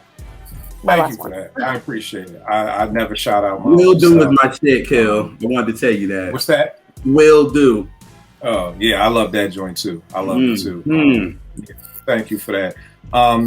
I really don't got nothing else left, because I said Pete, I said Rolla, Vern said the auntie and uncle. I said you know what? I'll give this one. I'll give this the Unlearning Volume 1 by Evidence. It kind of just dropped, like, I guess 2 weeks ago, because I was in Cancun when it dropped. Liked it so much I had to cop the vinyl. I'm just an Evidence fan. Evidence, again, is one of those MCs, either you love them or you just don't like them. It's not too many in between Ev fans. So I definitely enjoyed this album. Haven't even had a chance to really live with it, but if I had to pick a 5 just to have something to say, this is like on the cusp of, but I'm still in my 2-week phase of listening to it, but definitely a dope album for me. So we go straight to the I'm agreeing, man. That one was on my cusp, but I've only given it really one good listen, which is why I didn't make it. But I'm with you. Like, it's good. It's definitely really good. I just gotta live with stuff like that. Yeah, I was just grabbing it to just make a 5. Just to make a board. I just wanted to, I just had to make board real quick, so I could make board. JR, what are your last 2, or if you have 2 left? Well, somebody took one of mine, so I got this one more, and it's Van Jess and their album Homegrown. Van Jess. And their album is entitled Homegrown. Okay. And these girls can sing. Like, Again, I feel like that's what R&B is missing a lot of, because I feel like groups was kind of like the backbone for R&B for real. Now, how did you find them? I found them from actually listening to K Tronada, because he's like a main producer for them. So, you know, I've been following him since like maybe 2011. I've been a fan of him. And he did like Tidra Moses' Be Your Girl over again. Like he did that. And I saw these Vance Jets. I was like, who's this? And he did a joint with them. And I was like, yo, they dope. So I went and I did my research on them. And they came out with their debut project. It was entitled Silk Canvas. And they're a girl group? It's two girls. It's two sisters. Okay. They're from Africa, but then they came over and they moved to LA. Their names is Devine and Jessica. And they're dope. Like they can sing. Like they really, really can sing. And you know, I love what K Tronada. I want them to do a full album with K Tronada. That's what I want. Cause they got a song, Dysfunctionals, that's so dope. Another Lover, Addicted, like those are on that. But this new album, Homegrown, they got a song called Come Over, which I love. High and Dry, I love. Come Over Again, which they end the album with. Like, it definitely has that newer sound, because you just got to get with the times. It's just what it is. But if you can put it together and have like a soul to it, then I'm with it. And I think these girls do that because they can actually sing. So they bring that to the record, and it's still their Black empowerment for real. So, you know, but I think it's a dope record. So I recommend you guys check out Homegrown. And, you know, people ain't doing albums, they doing EPs, whatever the hell they call it. Yeah. That's just what it is. So that's my last one. I had 5, but Vern took my other one. So. All right, Vern, what you got left? I'm one more. This song, album Generations by the Baylor Project. That's Gene Baylor, used to be in Jeanne. I knew you was gonna do that. That's why I put that on mine. Yeah, and had and that drummer. Her husband is a drummer. He plays for Yellow Jackets. Very dope, man. I was listening to it last week because it came in the mail.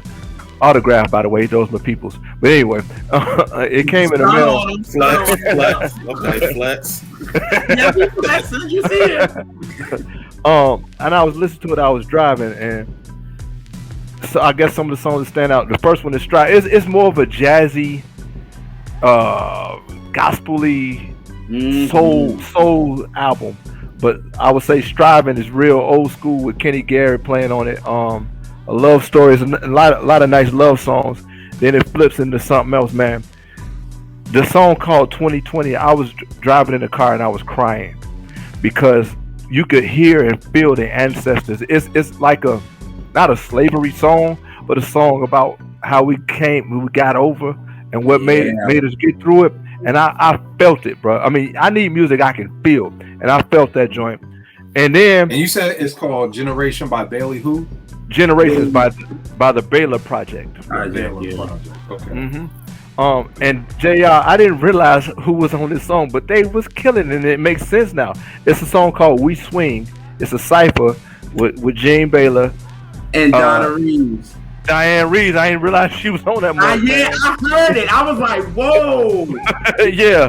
And Diane Reeves is my girl with the grandma song, right? Yes. Yeah, that's the song. Yeah. That's the only thing I know that's a grandma song, right? Yeah. I was about to say the same thing. It's another sister on there, Jasmine Horn. I've heard of her before on that same song, JR.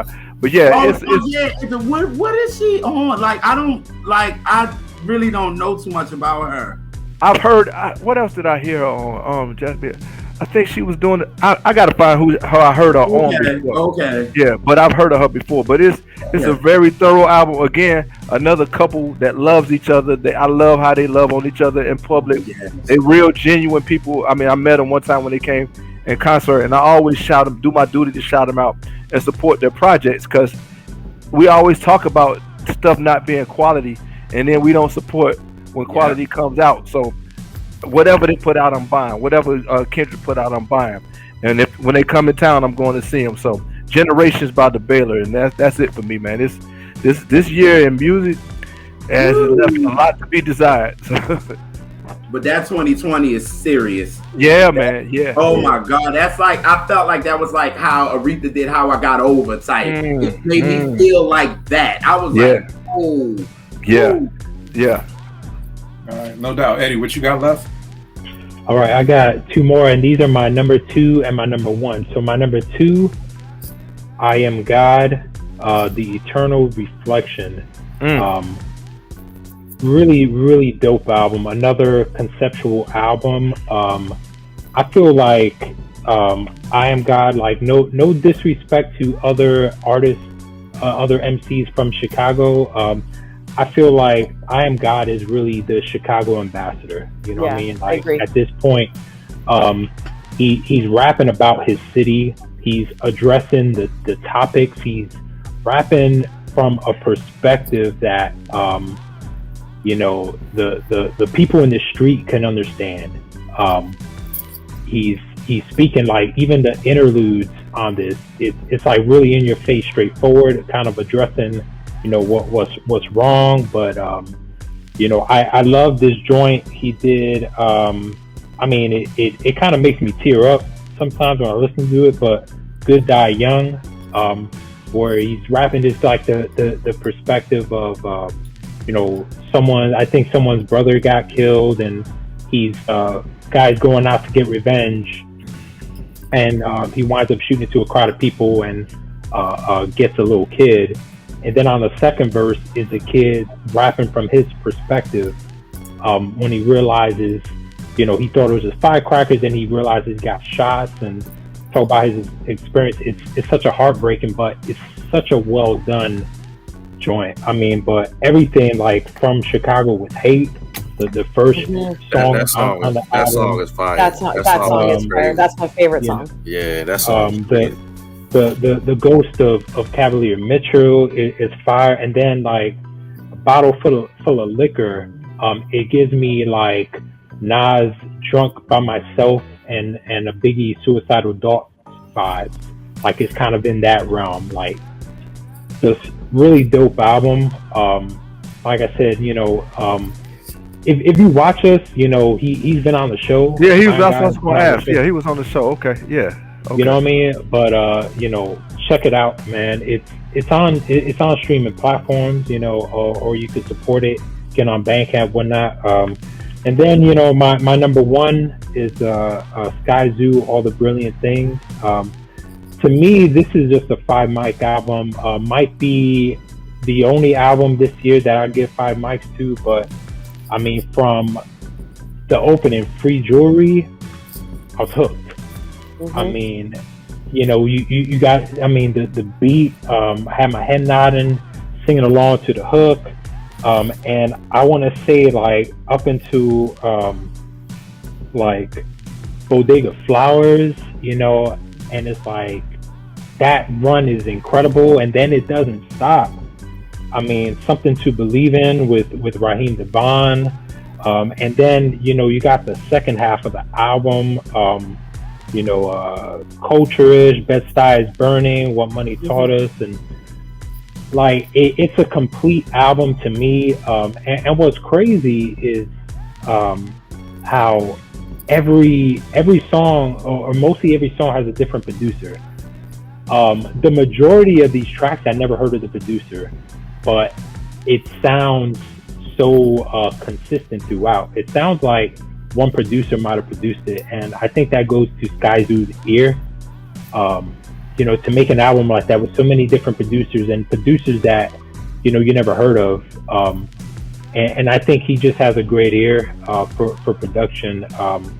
And then the concept of the album with Brooklyn gentrified and all that, and how he executes it, from different perspectives, or not perspective, but he attacks it from different angles on each song. So it's incredibly dope. Mm-hmm. All right, no doubt. Nice. Bro, what you got left, bro? I got one more, man.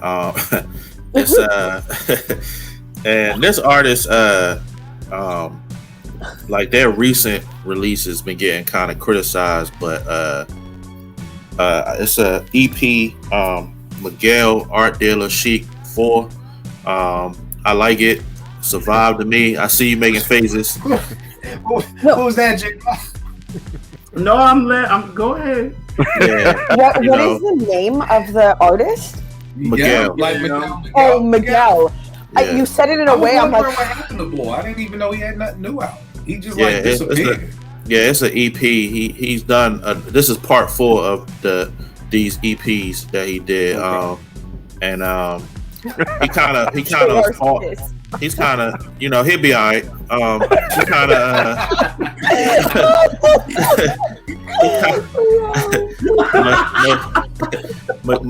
Miguel kind of fell off a little bit, with his releases. His first 2 Jones was crazy, and then kind of I don't know what happened, but so I gave this one a chance, and I actually like it. The song "Thinking Out Loud" is fire. And So I Lie is fire. I liked it. It was a good 4 songs, and hopefully he can get back to where he was at before. I don't know what happened before he kind of just fell off. He's a talented dude. I just don't know. I think he's lacking direction, I guess, or motivation. I don't know. But this joint is pretty cool. I've been listening to it a lot, so it had to make my list, and that's it for me. And what's the name of it? It's called Art Dealer Chic 4. Art Dealer Chic 4. All right. Yeah, so he started making. We have Art Dealer Chic 1 through 3 too. I'm assuming. Yeah. All right, bet. All right, Porsche. What's the album that disappointed you the most this year? Oh man, it's the Pharoahe Monch joint, the 13 joint, or I guess the Pharoahe Monch 13 joint. What is it? Exorcism. A good day for an exorcism. Good day for an exorcism. And for me, again, I think Pharoahe Monch is extremely talented.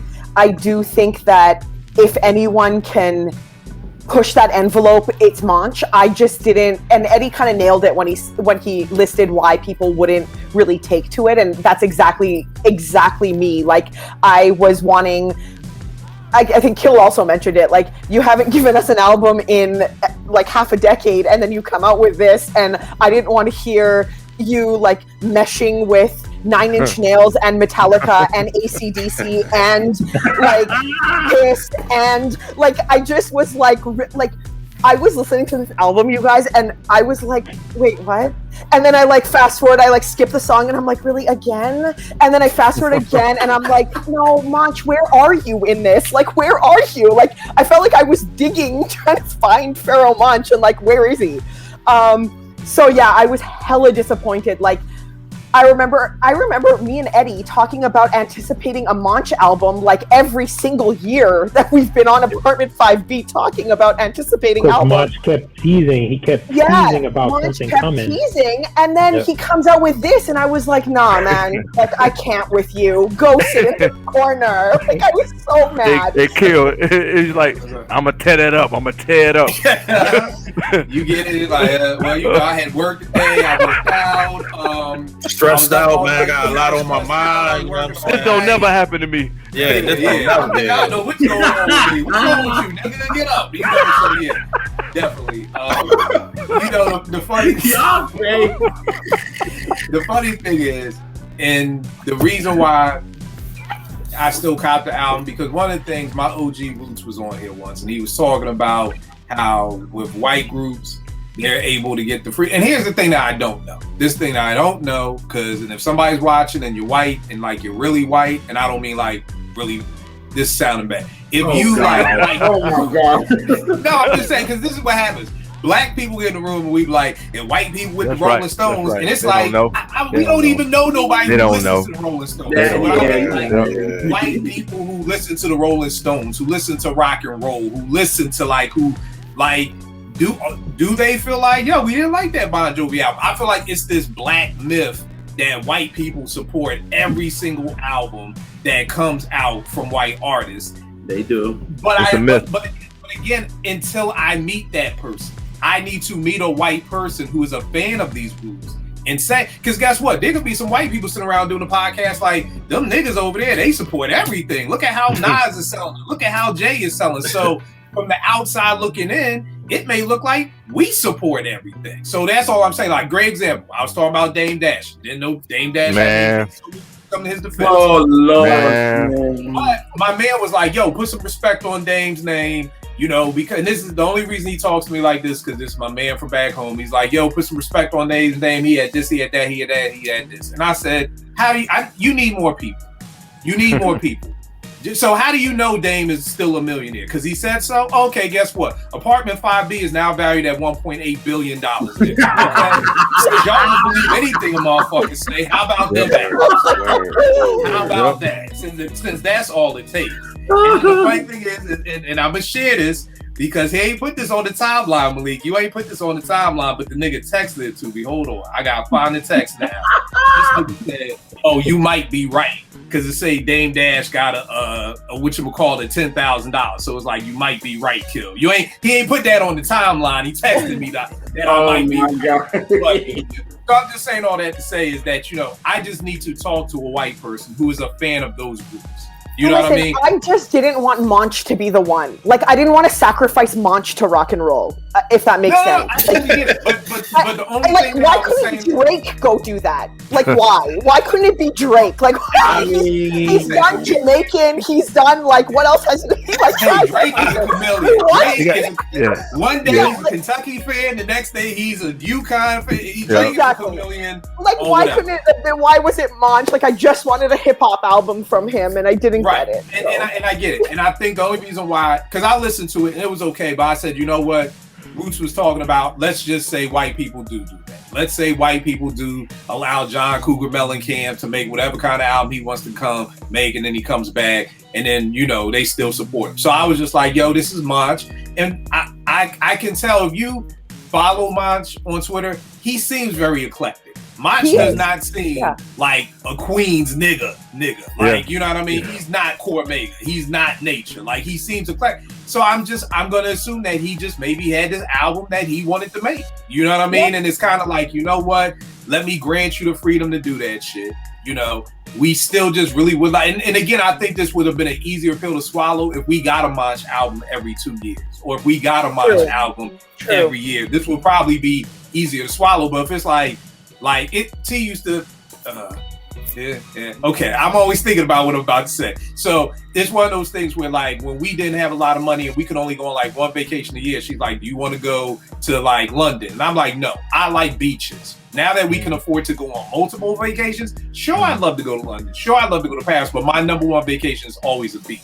So I'm just saying that kind of like with Monch, to have Monch, if we got an album of him every year, this wouldn't have been a big deal. It kind of would have been like, okay, that's foul being foul, but you know what? And that's my whole thing.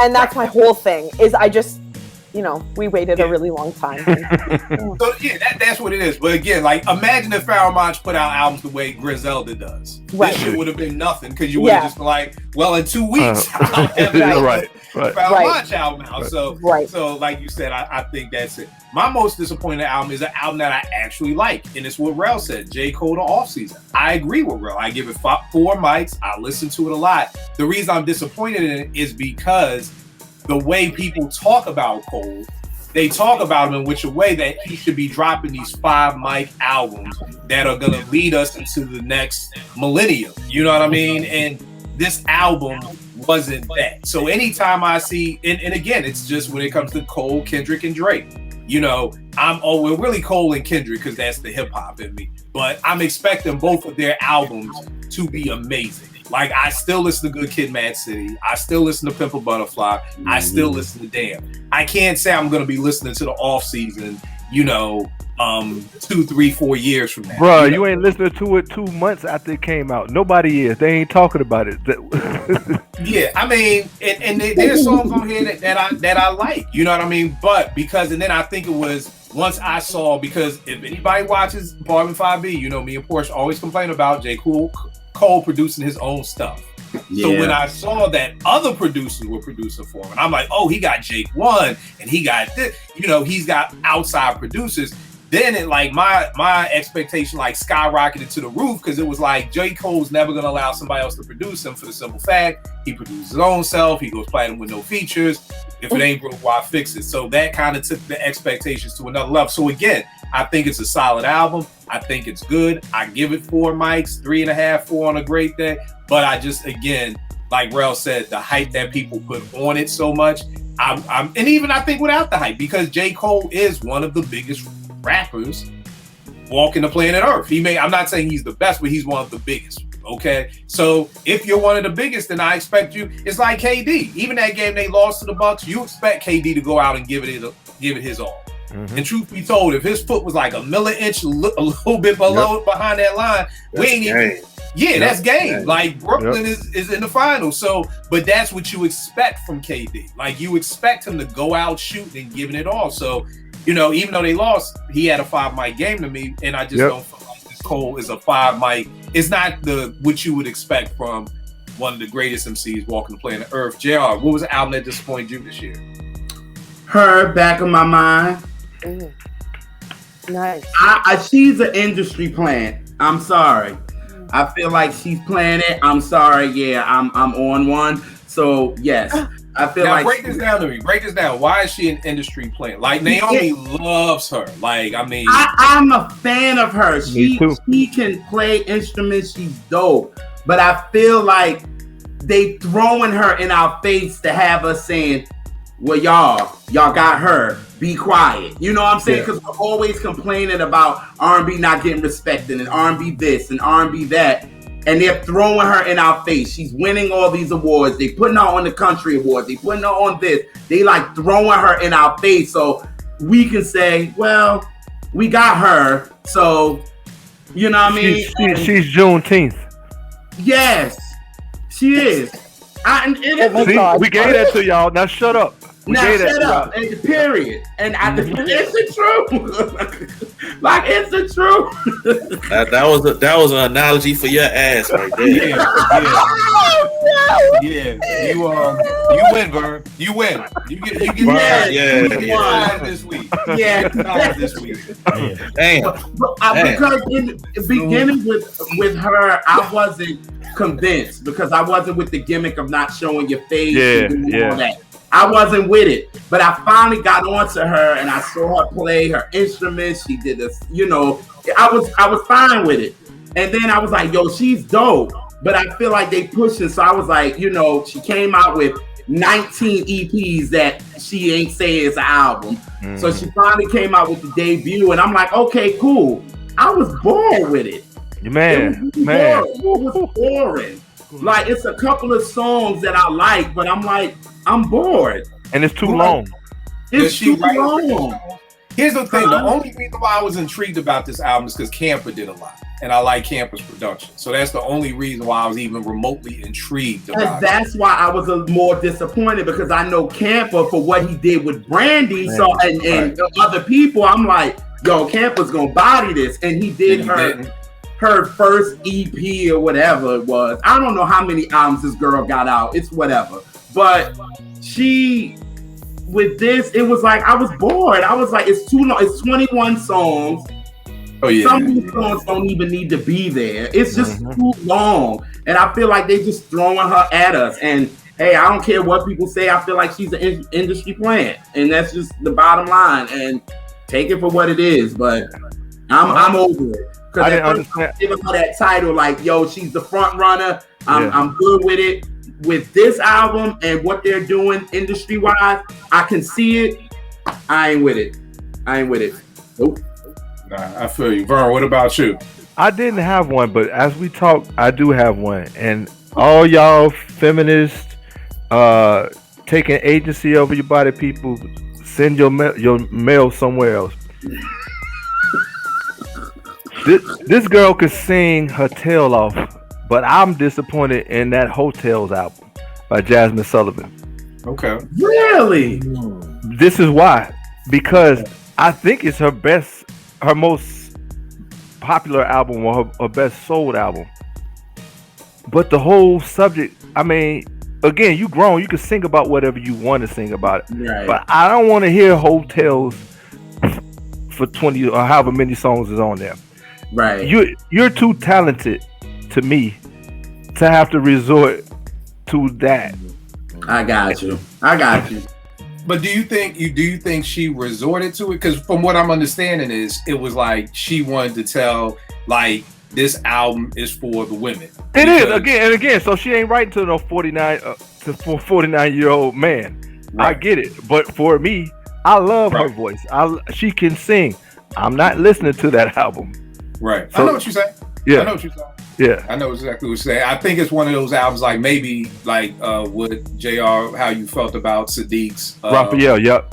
About the last joint. About Jimmy Lee. Telling the story. Yeah, Jimmy Lee. Yep. Yeah. You know what I mean, it's like because I remember seeing on the timeline people like, oh, Jasmine a hoe, and I'm like, well, no, she's telling stories like you know the interludes are the stories that lead into the album and everything like that. But no, I totally get what you're saying. I totally get. I love the song with her, but there are songs on there I like, but as a whole, it's not one of my favorite. Oh yeah, this is the bottom of her catalog for sure. For sure. Yeah. Eddie, what about you? What anything disappoint you that you was looking forward to?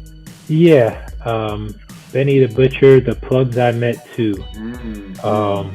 Yeah, I should have said that one. Yo, because I feel like Benny Benny was on a really dope run, and I got onto him late.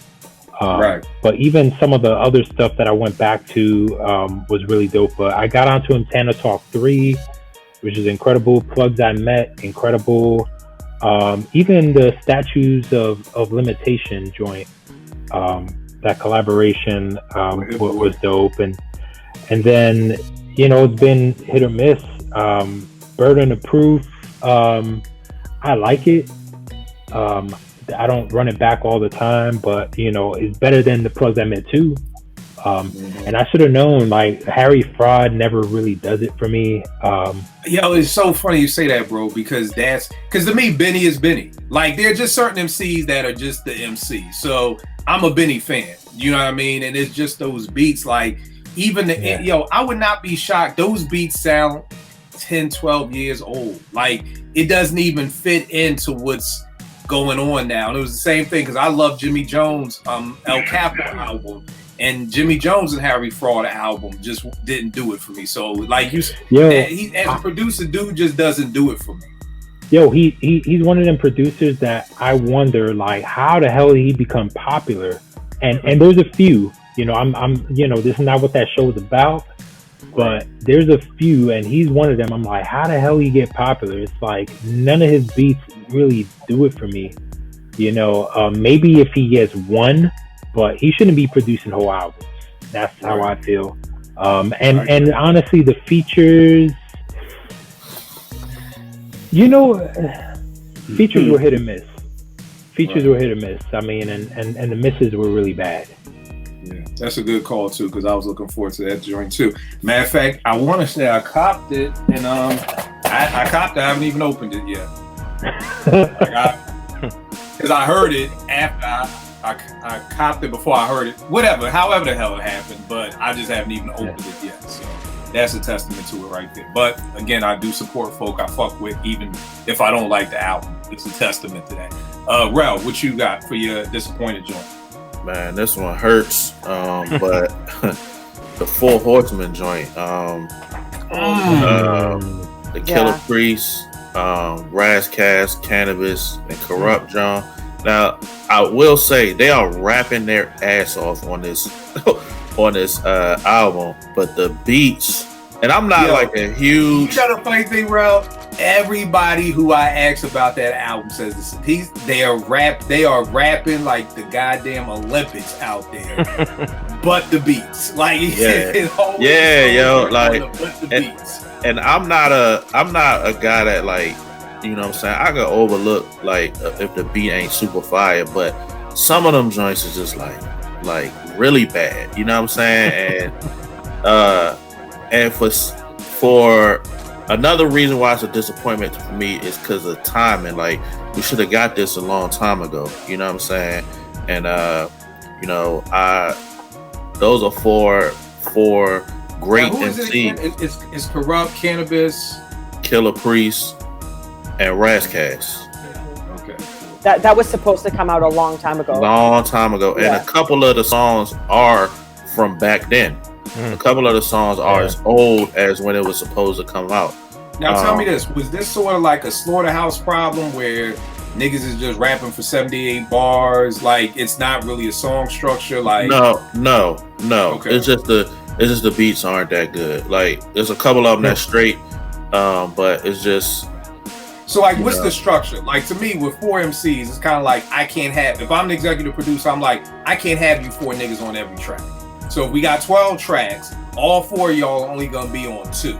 The rest of it is gonna be Razzcast and Corrupt, you got a song, and Cannabis and Killer Priest, you got a song, and Razzcast, you do the hook. And is it like that, or it didn't delve into it? It's some songs where all of them it didn't delve into it. It should have been like how you just said it. It kind of wasn't a little bit, you know what I'm saying? It's like it's a little bit like that, but not how you just said it, you know what I'm saying? And then like one of the songs that I really like, and here's the thing, I don't even know the name of it, but it was one of the first songs that I heard that was kind of new. They kind of Corrupt, Razzcast, and Cannabis kind of went, back and forth, you know what I'm saying? And then the last part, the beat changed, and then Killer Priest started rapping. And that, how they did that worked, you know what I'm saying? I think they needed to be a little bit more creative in doing it like that, you know what I'm saying? That particular song, I'm gonna find it when I get off here. That particular song, like, cause the beat switched, and then Killer Priest went into his thing that he do, you know what I'm saying? It was cool. And like rapping wise, it's top tier. It's just the production, and you gotta be real clever producing those type of MCs together like that. You know what I'm saying? Like you gotta really find the right sound for those type of MCs. You know what I'm saying? Yeah. Hey, Ro, the way you're describing it, I think they might have made Cannabis the executive producer. That man cannot pick beats for his life. Ever. Right. But here's the wild part. You think about go ahead, my fault. No, I was gonna say this is where I come back to over and over again. In 2021, there is no excuse for any MC to have whack beats. Why? Yeah, for the simple fact, and I say this all the time. If Cannabis got on Twitter and IG and said, y'all, we're finally making a 4 Horsemen album. Producers, send us your beats. Every producer would have been sending them the craziest beats. And here's the other great part. Cannabis could say, we don't even have no budget. You'll get production credit. Your name will be in the liner notes. You can put it in your bio, produce for Corrupt, blah, blah, blah, blah, blah. And guess what? We still would have been sending them the dopest beats. So there's literally no excuse for me since the invention of Twitter. So we can go back 10 years. There's no excuse for any MC, especially if you are a signed MC or you were a signed MC or you're a household name. There's no excuse for you to have whack beats when all you have to do is say, and here's something, and people have said, well, Kill, people may not want to jump on Twitter and say they don't got no money because you got to act like you rich. Dog, am I the only fucking smart nigga in the room? All you got to do is be like, you know what, y'all? We want to get back to hip hop and give unknown producers a shot at becoming. Yeah, no kidding. That's it. There's so many different ways you can spin that you don't even have to be like, I'm broke and I don't got no money. You could flip it where it's like, and you could be the open arms of hip hop. Look at what Corrupt and them did. They gave all these young dudes a chance to get on and show their skills. Yep. So I'll never, and this is why somebody watching, fucking hire me, y'all. I can do this shit. I can exactly. Didn't Inspector Deck do that? Doable. What'd you say? Inspector Deck did something like that. I want to say like a couple years back. Something like he did some of those. He did one of those things with some remix thing, and you had to buy an app. And I'm not talking about none of that app shit because that's some scam shit. I'm just talking about getting on. Put it out there. Put it out there. I need beats. Send me beats, and niggas are going to send you beats. They are going to send you beats that are probably better than beats that you would pay for from a well-known producer. Because this is our shot. This is our shot. You know what I mean? So it's like a job interview. You're going to put on your best suit for that job interview that you really want. Like Apple's hiring in their executive office, you're going to put on your Sunday best to go get that job. So if these MCs of this caliber, even though none of them are really relevant, like I'm not trying to disrespect, but nobody, like they're not like household names anymore. producers are still gonna be like corrupt. Yo, I love him. Like, we're still gonna take that opportunity. So again, I just don't get it. I just don't understand how in the Lord's year of 2021, mofos are still making records with bad beats. I'm just dumbfounded at how that can happen. And some people say, well, they want to keep all the money. You wouldn't even have to pay them. That's the other part about it. You wouldn't even have to pay. Yeah. So there's really no excuse for it. So I just don't get that. But tell me this: what is one album that you are looking forward to for the rest to come out this year? Would give me one album for it. The one album you are looking forward to. I literally got to dip in a minute, but the one album I'm looking forward to is the EPMD album that's supposed to come out. EPMD has an album that's supposed to come out? Word? Supposed to. It's called Big Business. I'm not sure when. There's no date. No idea. But I'd like to see what they have in the tuck. I just want to know. I'm looking forward to it. Not like hype as in like, oh, it's going to be so dope, but looking forward to it as like... Give me an album that you're hyped for. That you're like, yo, I'm not. You got nothing? No, unless Pete Rock has something he's working on with whoever he wants to work with, or RJ Payne, or another Skyzoo joint. Like, I got like any of those, but the ones that I see as upcoming, I got nothing. Here's the thing: the one that I got is R&B. It's the Silk Sonic joint. With the Bruno Mars. It ain't coming out. It ain't coming out. I ain't hyped for it no more. Nope. You not hyped for it? Why? No, because I think it's stupid. I think we got the single in March. I'm like, the album should have been out by now. Yeah. Like, I don't know why they playing games. I'm like, Bruno is normally, he brings out a single 2 months before the album comes out. He gives another single and done. Anderson wanted to throw the album out once they did it. So I'm like, we 4 months in, and then you go and y'all win a BET award, which I think is a little weird.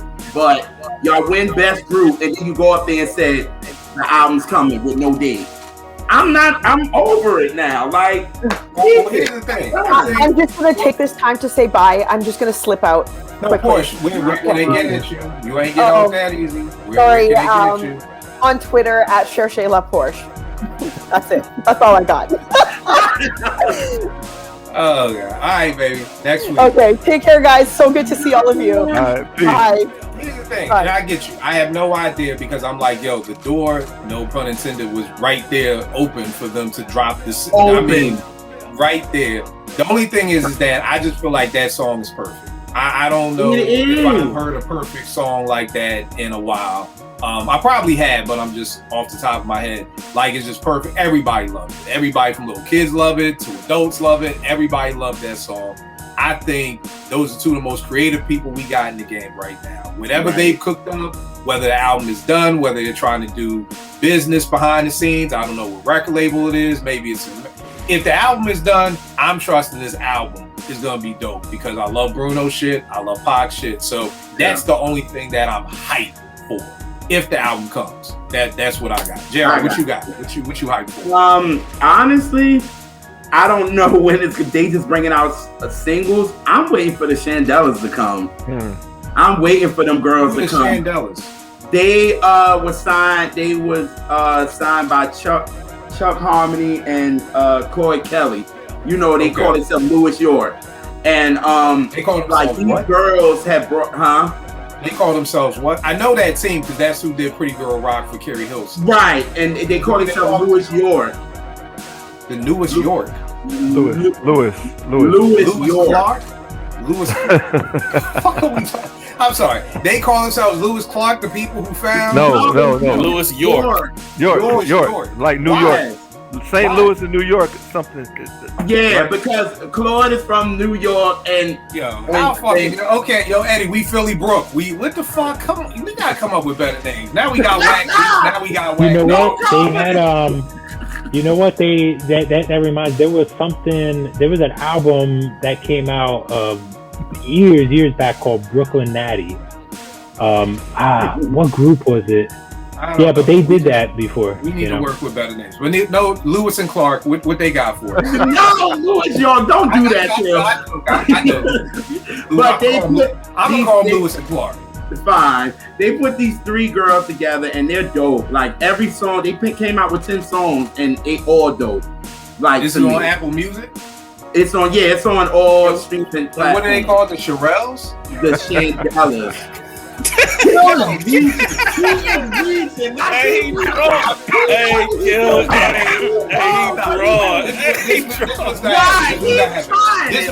We're not. I swear to God, I'm not trying it. Listen to what you just told me. Lewis Short. You didn't say that shit like it's just peppermint patty. Lewis, this is not a normal word. Lewis Short. I thought you said Lewis and Clark. That's not far off. You said the Shirelles. I said the Shandells. I did not say Shirelles. I said the Shandellas.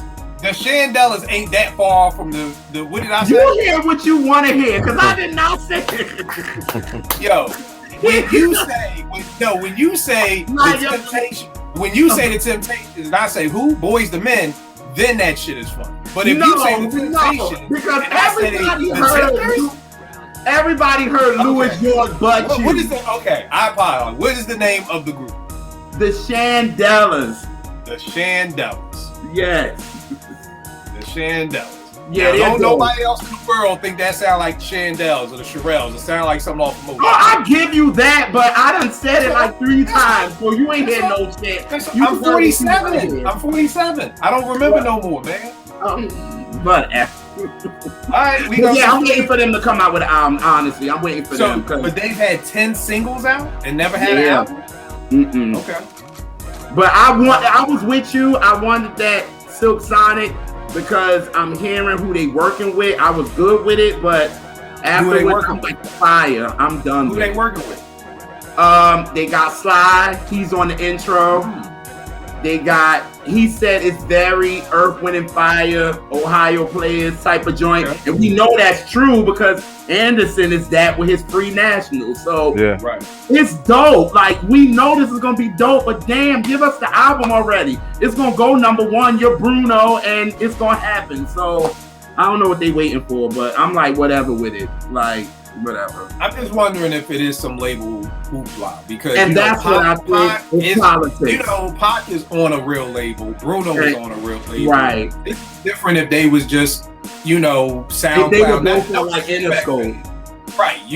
That you could just put out whatever you want. I'm sure both record companies want to eat off of that. I'm sure they're both at the table like, well, how we gonna split this? Who's gonna be on what? So I would assume that there's probably some business behind it. What you hype for? I hate announcements, so just in the spirit of you asking a question, I think I've seen anybody from the foreign exchange camp, whatever, or King. That's the girls. Yes. Okay. Yes. Yeah. Yeah. But my OG told me the best way to have a successful relationship, don't have expectations. That's real. I feel that. Eddie, what you got? What you waiting? You on fire today? To be honest, he is. Right, you are preaching today, bro. I'm still stuck on her being Juneteenth. Both of y'all niggas need shirts. You need to be like her. And we gave you Juneteenth. And Rel with his. I listen to Nas, so J. Cole ain't like that. Both y'all came up with a slogan. I'm gonna get a shirt made with that on it. Yeah, for sure. For real. Y'all came up with slogans. Eddie, what you waiting for? So it was an announcement I just saw recently, and Isaiah Rashad is dropping a new album this year at the end of the month. So, if you're not familiar, he's down with the TDE camp. So he's not the, he's not the sexy name from TDE. He's not like Kendrick or Schoolboy Q, whatever, that everyone's waiting for someone to drop an album. But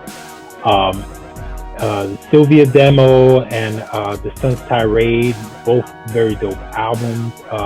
It's been like 5 years, so I'm kind of like, I'm anticipating, but I don't know what to expect because the way music has, especially hip hop has evolved, and he's a young artist, so who knows what kind of wave he's gonna be on. But I'm gonna definitely check it out. All right, no doubt. Bro, what you waiting for? I feel like I say this every time this subject comes up, anything close to it. Pusha T. I'm waiting for Pusha T to come out, man, and I don't know when it's coming out. Hopefully it's this year, but I know it's gonna be fire. You know what I'm saying? Yeah.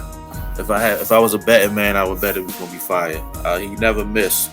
Not yet. Yeah. I can't name a time where he's missed. I'm sorry. I can't name a time where he's missed. So I'm highly anticipating somebody sent me an article that like he live in Bethesda now. Yeah. So yeah, he does. For real?